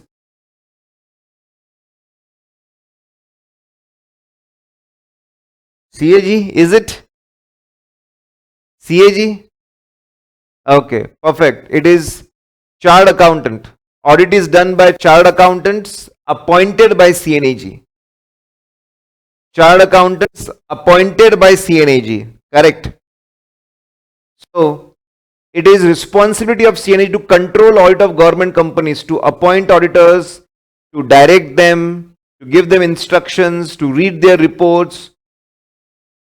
Correct. It is responsibility of CNAG to control audit of government companies and corporations. Then A stand for to audit and report, to audit all the expenditure of Consolidated Fund of India, state, union territory. It's responsibility of auditor to do audit of all the funds, consolidated funds, public accounts fund, contingency fund, and to give report on that. Consol fund, contingency fund, public accounts. Apart from that, if government departments or ministries are doing some commercial activity to do audit of trading P&L balance sheet of those commercial activities responsibility. R stand for to audit receipts, to do audit of receipts, especially tax receipts, whether assessment calculation was proper, collection was proper, and whether money was properly allocated between central government and state government. Then the last are very important, to audit receipt and expenditure of the organizations which are substantially financed by Consolidated Fund of India. What do you mean by substantially financed? If any organization, any entity is given grant or loan exceeding 25 lakhs or 75% of total expenditure, 25 lakhs or 75 exceeding 75% of total expenditure, okay, 75% of total expenditure of that organization, then it will be called substantially financed. For example, suppose there is a college having annual expenditure of 100 lakhs and they are getting 80 lakh rupees as grant or loan. Then guys, it is exceeding 25 lakhs and exceeding 75% of total expenditure of that organization. That means that organization is substantially financed. That is substantially financed. Substantially financed by whom? Substantially financed by the government. In that case, receipt and expenditure account of that organization will be done by CNAG. Let's freeze, guys. Sagar. S stand for accounts of stock and stores will be audited by CNAG. A stand for accounts. Now, compilation of the accounts will be done by CNAG. G stand for grants. Okay. Grants and loans. To do audit for that, again by CNAG. G stand for to control audit of government companies and corporation. A stand for to audit and report on different funds and commercial activity. R stand for to do audit of receipts. Again, R stand for to audit receipt and expenditure of the organizations which are substantially financed by the government. Okay. So guys, that is duties of CNAG. Now, the most famous thing in government audit is audit of expenditure. The most famous thing in government audit is audit of expenditure. And audit of expenditure has 5 different types of audit. What is the major work of any government? What is the major work of any government is to do expenditure for the benefit of the society, for the benefit of the people. So what they do is expenditure. How good. So the major work of the government is to do expenditure. All of us wish that, our work should have been to do only expenditure. Forget about income. Okay. Yes. So the major work of any government is to do expenditure definitely for welfare of public, welfare of the society. Now, that is their major work, and that's why So that is their major work, major transaction is to do expenditure. So major work of CNAG is to do audit of expenditure. Because it is major work of government to do expenditure, it is major work of CNAG to do audit of expenditure. And there are 5 types of audit. 5 types of audit. Audit against rules and regulations, rules and orders, that is regulatory audit. Audit of sanctions, audit of provision of fund, propriety audit, performance audit. Let's understand, guys. So first audit, there are 5 types. When it comes to audit of expenditure, we check 5 things. When it comes to audit of expenditure, we check 5 things. Number 1, we do audit against rules and orders. Okay. Now, and that's called regulatory audit. So CNAG team, they go and understand and check whether expenditure is as per requirements of documents which are made by parliament, that is constitution, laws and rules. See whether expenditure, constitution specifies what is duty of central government, what is duty of state government, what should be done by central government, what should be done by state government, and it talks about expenditure also.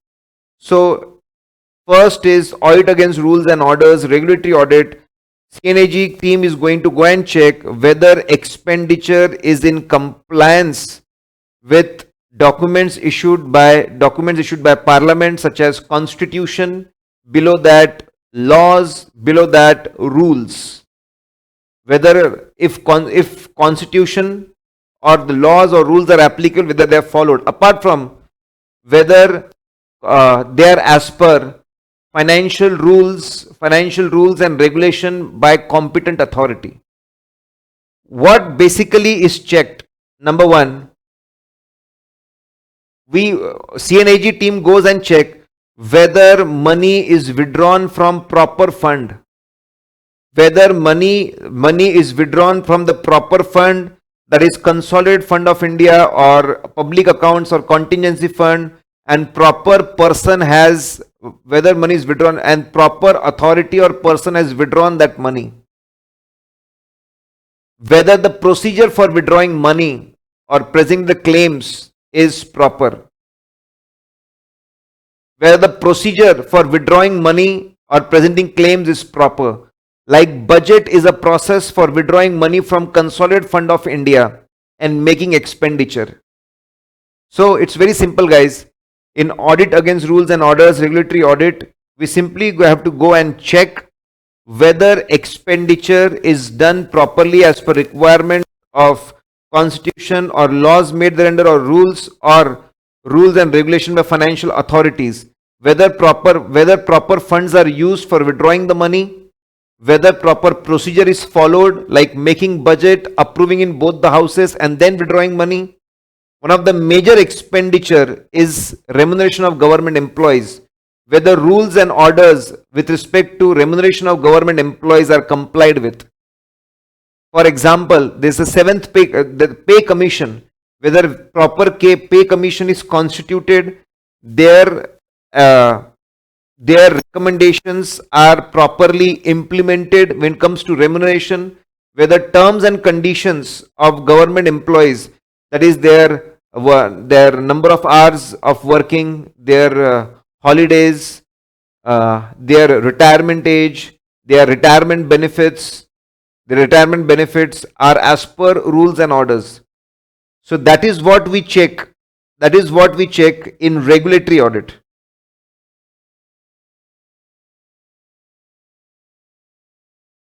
That is what is checked in regulatory audit. So that is the only thing, guys. Only that much part should be explained when it comes to regulatory audit, whether things are as per the legal documents. Now, it's a very interesting statement. CNAG, that much should be written, only that much. CNAG doesn't frame rules and regulations, but he examines rules and regulations. That's correct. So CNAG and its team checks whether expenditure as per legal requirements. That's regulatory audit. proper fund, proper procedure, okay, and remuneration is as per again rules and regulation. That's fine. In the process of audit of expenditure, CNAG understand what constitution, law, rules, regulations, orders of the authorities say. He understands it. He checks whether they are appropriate, whether these rules, regulation with respect to expenditure are appropriate, whether the purpose is appropriate, whether the amount is appropriate, whether the procedure is appropriate, and then checks where the government is making the expenditure as per rules and regulations. They are saying yes. He goes and understands rules and regulations. He checks appropriateness. He checks the compliance. Now, because he is checking appropriateness of the law, it is called quasi-judicial, like judicial. See, Supreme Court has power to study, evaluate, examine the law, and if they feel that it is unconstitutional, against the constitution, they can strike it off. On the same lines, CNAG studies, analyzes appropriateness of laws. Okay, so they are doing work like Supreme Court, but definitely they are not having power to strike off any law, to override any law, to cancel any law. They can only give recommendations. So their work is somewhere their work is similar to Supreme Court. Supreme Court also analyzes, studies laws. They have power to strike it off. Here they also do it, but they don't have power to strike off the law. They can simply give recommendation. They check whether the law is inconsistent with constitution, whether the orders are in conflict with orders of any higher authority, whether authority had necessary powers to issue the orders, and whether for expenditure essential accounting and auditing requirement is there. Okay, so guys, this is the little tricky part when it comes to audit of expenditure. The first thing which is done is regulatory audit, and in that there is one more question that yes, CNAG doesn't frame law, rules and regulation. He examines them, studies them, evaluates, checks its appropriateness, whether things are against constitution, whether things are against higher authority, whether people had power to issue rules, regulations, orders. Okay, and whether when it comes to expenditure, there's a requirement with respect to accounting and auditing. That is called audit against rules and regulation. If expenditure is as per constitution, law, rules, regulations, that's great. Next thing is whether proper permissions are taken. Before you do any expenditure, a lot of permissions are required. Permission of ministry is required, chief minister is required, prime minister is required. Whether proper permissions are taken. In some cases, general approval is required. What do you mean by general approval? General approval means once approval is taken, you can do all the expenditure for that purpose. You don't have to take approval again. Then we have specific approval. Specific approval, that means for every expenditure you will need approval. So once expenditure is as per constitution, law, rules and regulations, in compliance with them. Next thing is whether proper permissions are taken before doing the expenditure, and whether the authority who has given the sanction, whether they had this power to give these sanctions, whether proper sanctions are taken, and whether the authority was competent of giving these permissions. Then next is audit against provision of funds, whether money is used for the purpose for which it was disbursed, for which it was given. If money is given, guys, if money is given, okay, for making roads, it should be used for making roads. It should not be used for environment. It should be used for the purpose for which money is given, and it should be within the approved limits. Audit against provision of funds. Next is propriety audit, very important. So guys, we check first legal angle, whether it is as per law, rules and regulations, that's regulatory audit. And in the process, we study, evaluate the law also, just like Supreme Court does. So we are thinking from CNG point of view. Then after regulatory audit, we go and see whether proper permissions are taken, that's audit, that is audit of sanctions.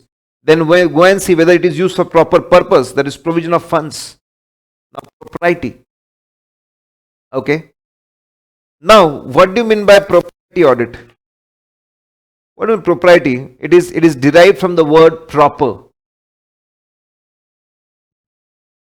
There can be expenditure.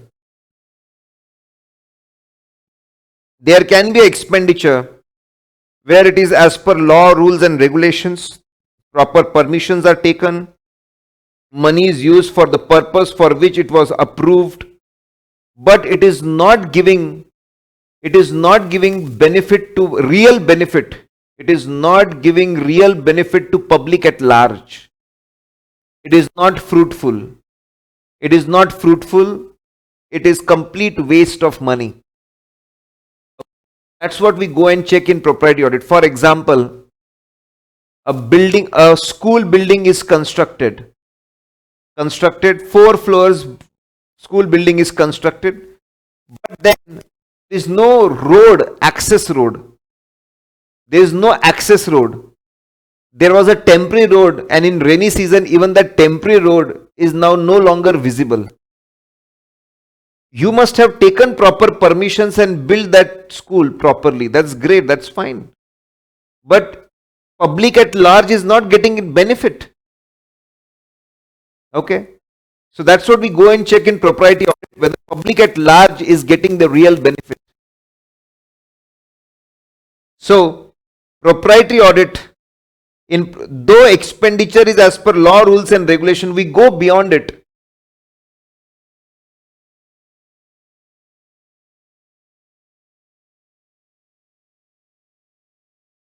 Just a minute.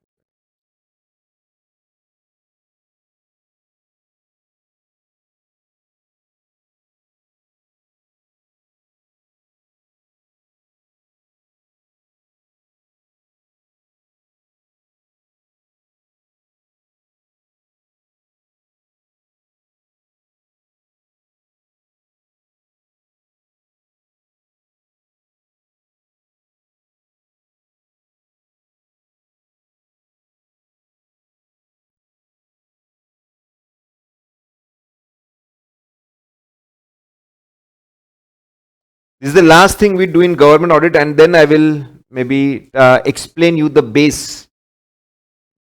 Do you want me to continue with the government audit or give that base of standards on auditing? So core audit process, which will explain you the complete base of standards on auditing.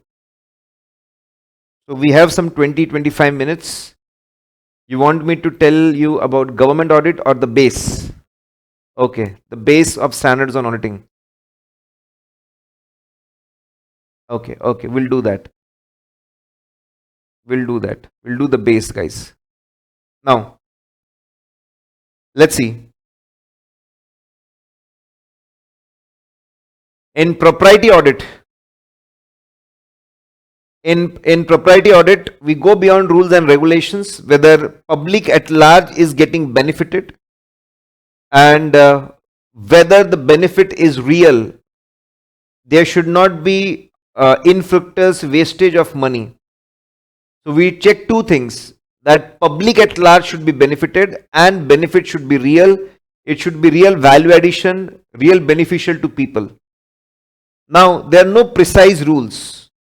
There's no precise rules because it's a very debatable thing.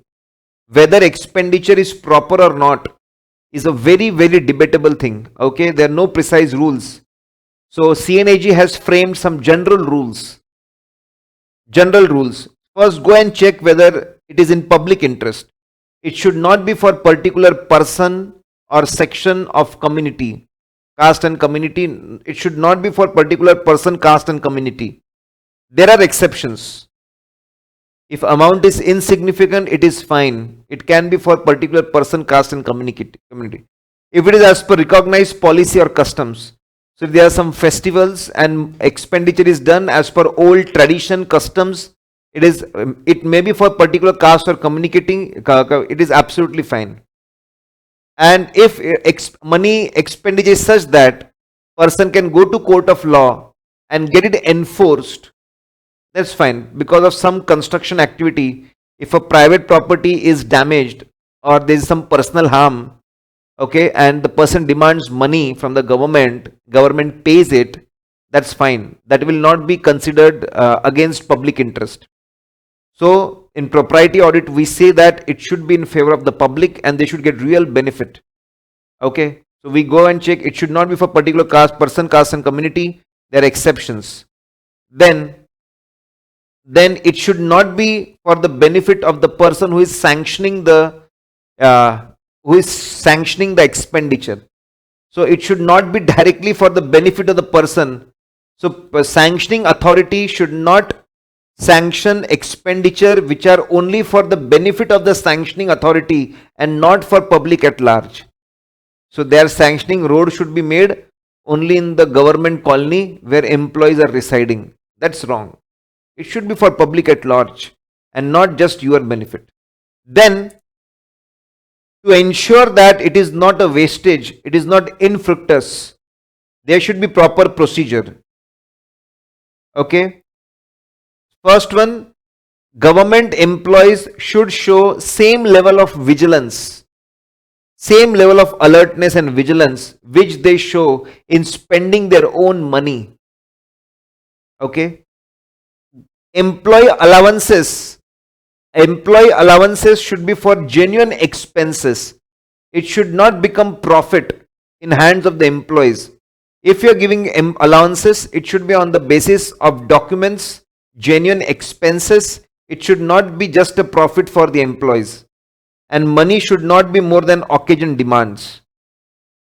It should not be more than occasion demands. So if you ensure that public at large is benefited, they are getting proper benefit, then that's a propriety audit. Last is performance audit. Three things are evaluated: economy, efficiency, and effectiveness. That's also called full scope audit. Full scope audit. Okay. In performance audit, we check whether government has acquired resources in least possible cost. Suppose they are making a bridge, whether steel, cement, human resource, engineers, architects, they are acquired at least possible cost. Consultants, efficiency, whether resources are properly utilized, that is efficiency. And lastly, effectiveness, whether objectives are properly achieved, whether within the proper time, within proper cost and proper strength, a bridge is constructed. Let's freeze, guys. So you have seen in audit of expenditure, there is audit against rules and regulations. There is audit against rules and regulation. There is audit of sanctions, audit of provision of funds. There is propriety audit. There is performance audit. So when we talk about audit of expenditures, in audit of expenditure, 5 things are checked. 5 things are checked. We can say that 5 types of audit activities are performed. Okay, guys. Now,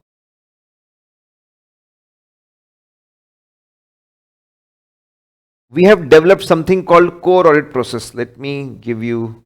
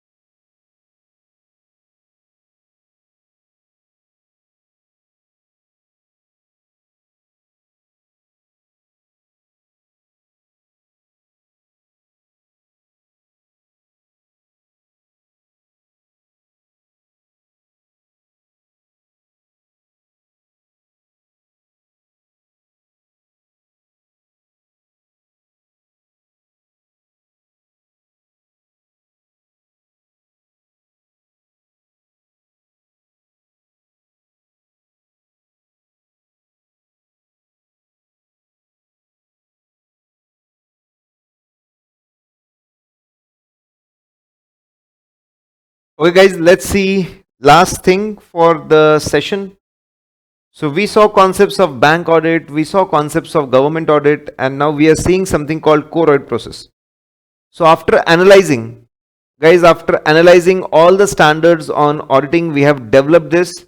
This is how ideally audit should be conducted as per standards on auditing. This is the base. If you understand this, it will be very easy for you to understand any standard on auditing. So as per standards, there are 5 phases of audit. It is good for understanding. It won't be asked in examination as a question. We have developed it. Team Audit Guru has developed it, that there is one initial phase. There is an initial phase. In audit, there will be first initial phase. There is a planning risk assessment phase. There will be execution phase. There is response to risk phase. And then there will be a reporting phase and then other points. If you catch hold of audit, there will be 5 things. First is initial, then planning, then execution, then reporting, and then other. Let's quickly understand what happens in initial phase. So imagine office of a chartered accountant of CA firm. Okay, client will come and offer audit, that I want to get my books of accounts audited. Okay, he will come and offer it. Because as per CA Act, chartered accountants cannot go and beg for the work. They cannot go and advertise. So they will get work because of mouth publicity, because of its reputation, because of its network. So the situation is, initial phase, client comes to office and he offers audit. He says that I want to get my books of accounts audited. Now the person sitting on the reception, so basically receptionist, he says that, sir, please sit down. I am given some standard instruction. Sir, I would like to confirm whether you fulfill preconditions. That means basic conditions, very important conditions before we proceed for this work. So client says, okay, ask me. So there are 2 conditions. Are you ready to give it in writing? Are you ready to give it in writing in agreement that you will prepare financial statements? He says, yes, I have an accounts team. They will prepare financial statements. Great, sir. Next, whether you will use good quality financial reporting framework. Financial reporting framework means basic principles and format which is used for preparing financial statement. It should be acceptable. Yes, I am using AS and Schedule 3 as my base, as financial reporting framework. Framework itself means basic structure. Fine, sir. You offered us audit. We ensured that you fulfill Don't try to remember those essay numbers. Okay, just understand the concept right now. Great. You offered the audit. We ensured that the 2 preconditions are fulfilled. Sir, you can go and meet our boss in that particular cabin. As the person started, sir, one more question. Are you planning to put any limitations? That means restrictions on the scope. Scope means 2 things. What we are going to cover in audit, what we are going to check in audit, and how we are going to check it. Are you planning to put any limitations or say restrictions on scope of audit? He says, no, I am not planning anything substantial. Okay, I may plan very reasonable, acceptable limitation that won't be having any impact. Okay, great, sir. You're not planning to put any major limitation and restriction. Please, sir, you can go. Then you imagine yourself, it's your CA office and the person came, he offered, at reception preconditions were fulfilled. He is not planning to put any limitation on scope prior to audit. That person comes and sits in front of you. We are supposed to perform PEA, preliminary engagement activity. So we need to first, we'll ask, please sit down, sir. Take this 5-page form. Give your, explain your history, explain your journey of your organization. Give your financial details, operational details, and all the details in this. Honestly speaking, sir, will take this information, will read it, analyze it. Our team will do Google search. They will go to public market and obtain understanding about you and your group. If we feel that you have integrity and we have competence to do audit of your business, we will accept the assignment or will continue the assignment if it is a recurring, continuous assignment. So in preliminary engagement activity, first, chartered accountant is going to collect information, think carefully whether to accept and continue. If everything is fine, then he is going to evaluate whether he will be able, whether he is capable of remaining ethical and independent, whether he is capable of remaining ethical and independent throughout the audit. If suppose half of the team is relative of the person, half of our office is relative of the person, or we have close relations, okay. Now, once we feel that okay, we want to do the audit, next we'll see what we have to do to ensure ethics and independence. We won't keep relatives in the team. Okay, to ensure ethics and independence. So we'll have to take some steps. Take these steps. And the next is sign engagement letter. Moment we sign engagement letter, first step is over. That's called initial phase. So in initial phase, audit is offered. After audit is offered, we ensure preconditions are fulfilled. There are no restrictions, limitation prior to accepting audit. Then preliminary engagement activity, we check whether to accept or not, how to remain ethical independent, sign engagement letter. Moment engagement letter is signed, initial phase is over. Next phase is planning phase, risk assessment phase. In planning phase, we make broad strategy, how big team, whether we'll go for monthly, quarterly audit, that's called audit strategy. That's in few pages. And then we make plan. First, we make plan for risk assessment procedure. We make 3 types of plan, we'll discuss about it. First, we make strategy, then we make plan, and we keep them updating as per new information we get. The first plan and execution is, and it's happening in planning phase only, risk assessment procedure. Now guys, listen to it carefully, it's very simple. What is risk assessment procedure and identifying assessing risk?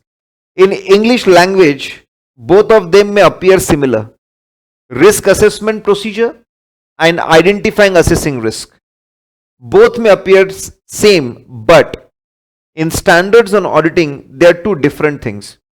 Risk assessment procedure is the initial step where we go and collect information. Obtain understanding about the entity, environment, and its internal control system, so that we can find out the risk. How, sir? Moment we understand entity and its environment, its business, we understand where are the weaknesses, we understand where are the complications, we understand where estimates are required, judgment is required, and all those areas are marked as risky areas.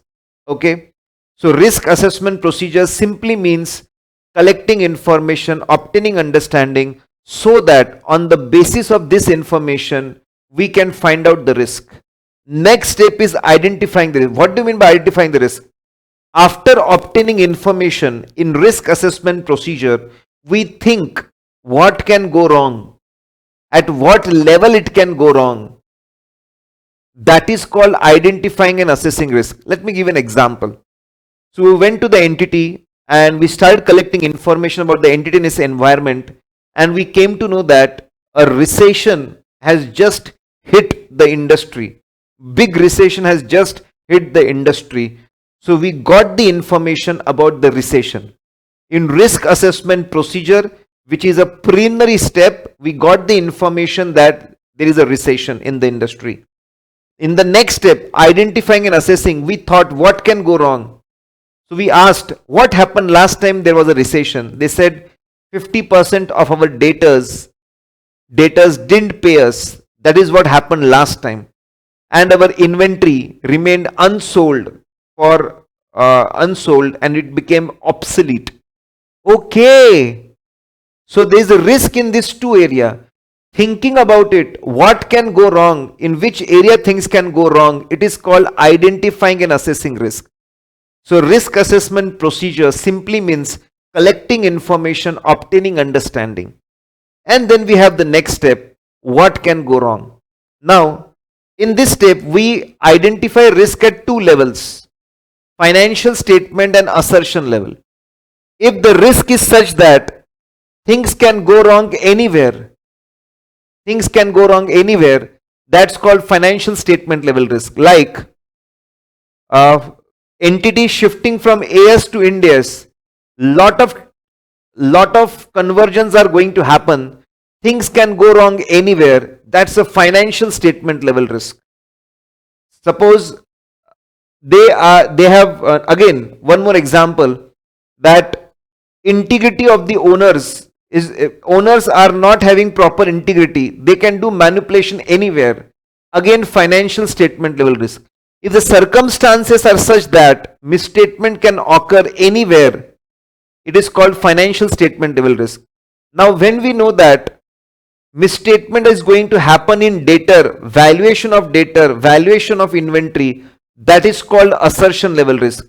When we know exactly in this financial item, in this particular point, misstatement can happen, that is called assertion level risk. And I've already discussed what do you mean by assertion. Transaction balance disclosure give directly, indirectly some information.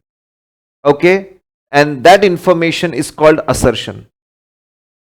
Once, so we get the risk at two levels, second phase is over. So once you sign engagement letter, first phase is over. Once you get risk at two levels, financial statement level and assertion level, second stage is over, planning phase is over, risk assessment phase is over, because you already have risk at financial statement level, assertion level. Next we start with execution phase. If there is a risk at financial statement level, that means things can go wrong anywhere. We don't know exactly where things will go wrong. We go for overall response. What do you mean by overall response? We don't know exactly where things will go wrong. We will have a bigger team for audit. We will have more seniors. We'll have more experts. We'll ask everyone to have increased level of alertness, professional skepticism. We will do a lot of surprise checking. That is called overall response. If risk is at financial statement level, we don't know exactly where things will go wrong. It can go wrong anywhere. We go for overall response. If risk is at assertion level, then we go for further audit procedures, FAP. And in further audit procedure, first we go and check controls, test of controls. Then we go and check financial items, substantive procedures. If we simply do comparisons, that is called substantive analytical procedures. If we go and do inquiry, inspection, recomputation, that is called test of details. We don't have to do test of details on all the financial items. We can do sampling.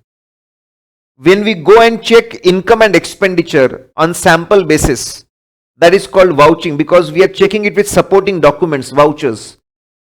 Documents which can be used for checking transaction, they are called vouchers. When we check assets and liabilities, it's called verification. So, if the risk is at assertion level, we go for further audit procedures. We go for test of controls and then substantive procedure. By doing this, we get evidence. We try to get sufficient appropriate evidence. Now we are smart. We get evidence on our own and we get evidence from others also. We get evidence from the branch auditors. We get evidence from the internal auditors, also the experts. And the last evidence we get is written representation. So we ask management to write all important and critical things, especially estimates and judgments, on their letterhead. So if something goes wrong tomorrow, we have a proof that this is what management did, this is what management said. That is the last evidence. After obtaining all the evidence, we check whether there are misstatements, we ask for rectification. Okay, so execution phase is over. Moment we ask for rectification, execution phase is over.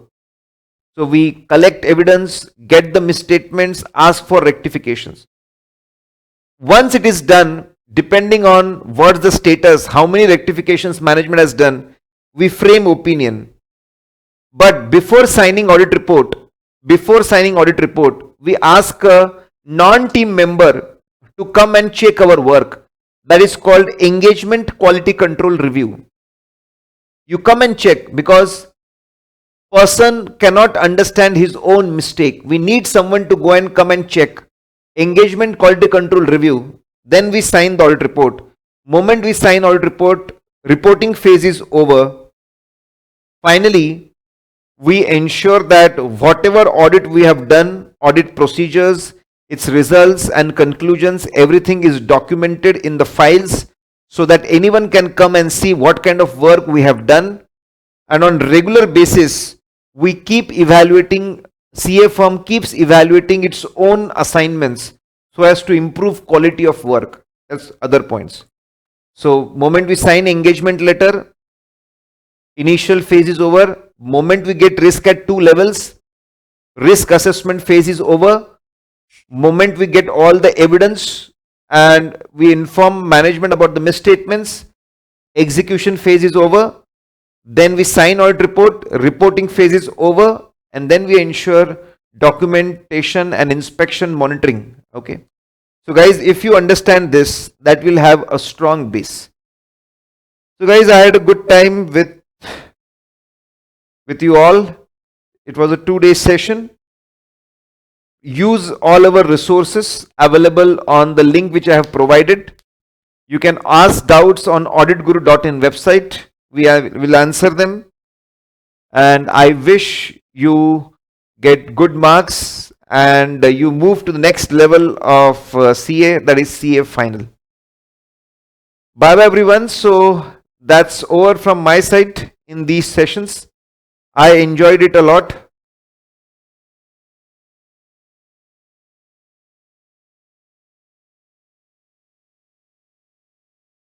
Okay. Shikha says it was one of the best audit class attended so far. Okay. Okay.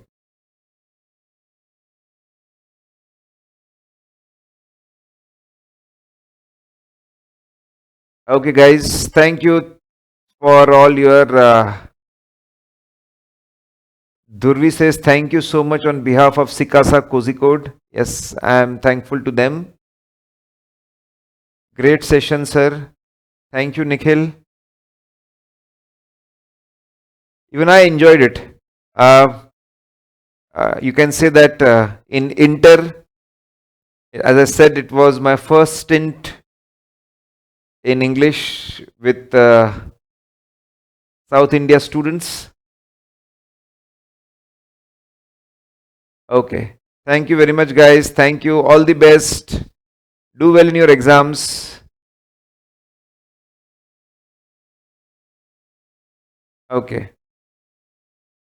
Durvi, you are Secretary Sikasa. Okay. Thank you, Amal. Okay, Durvi.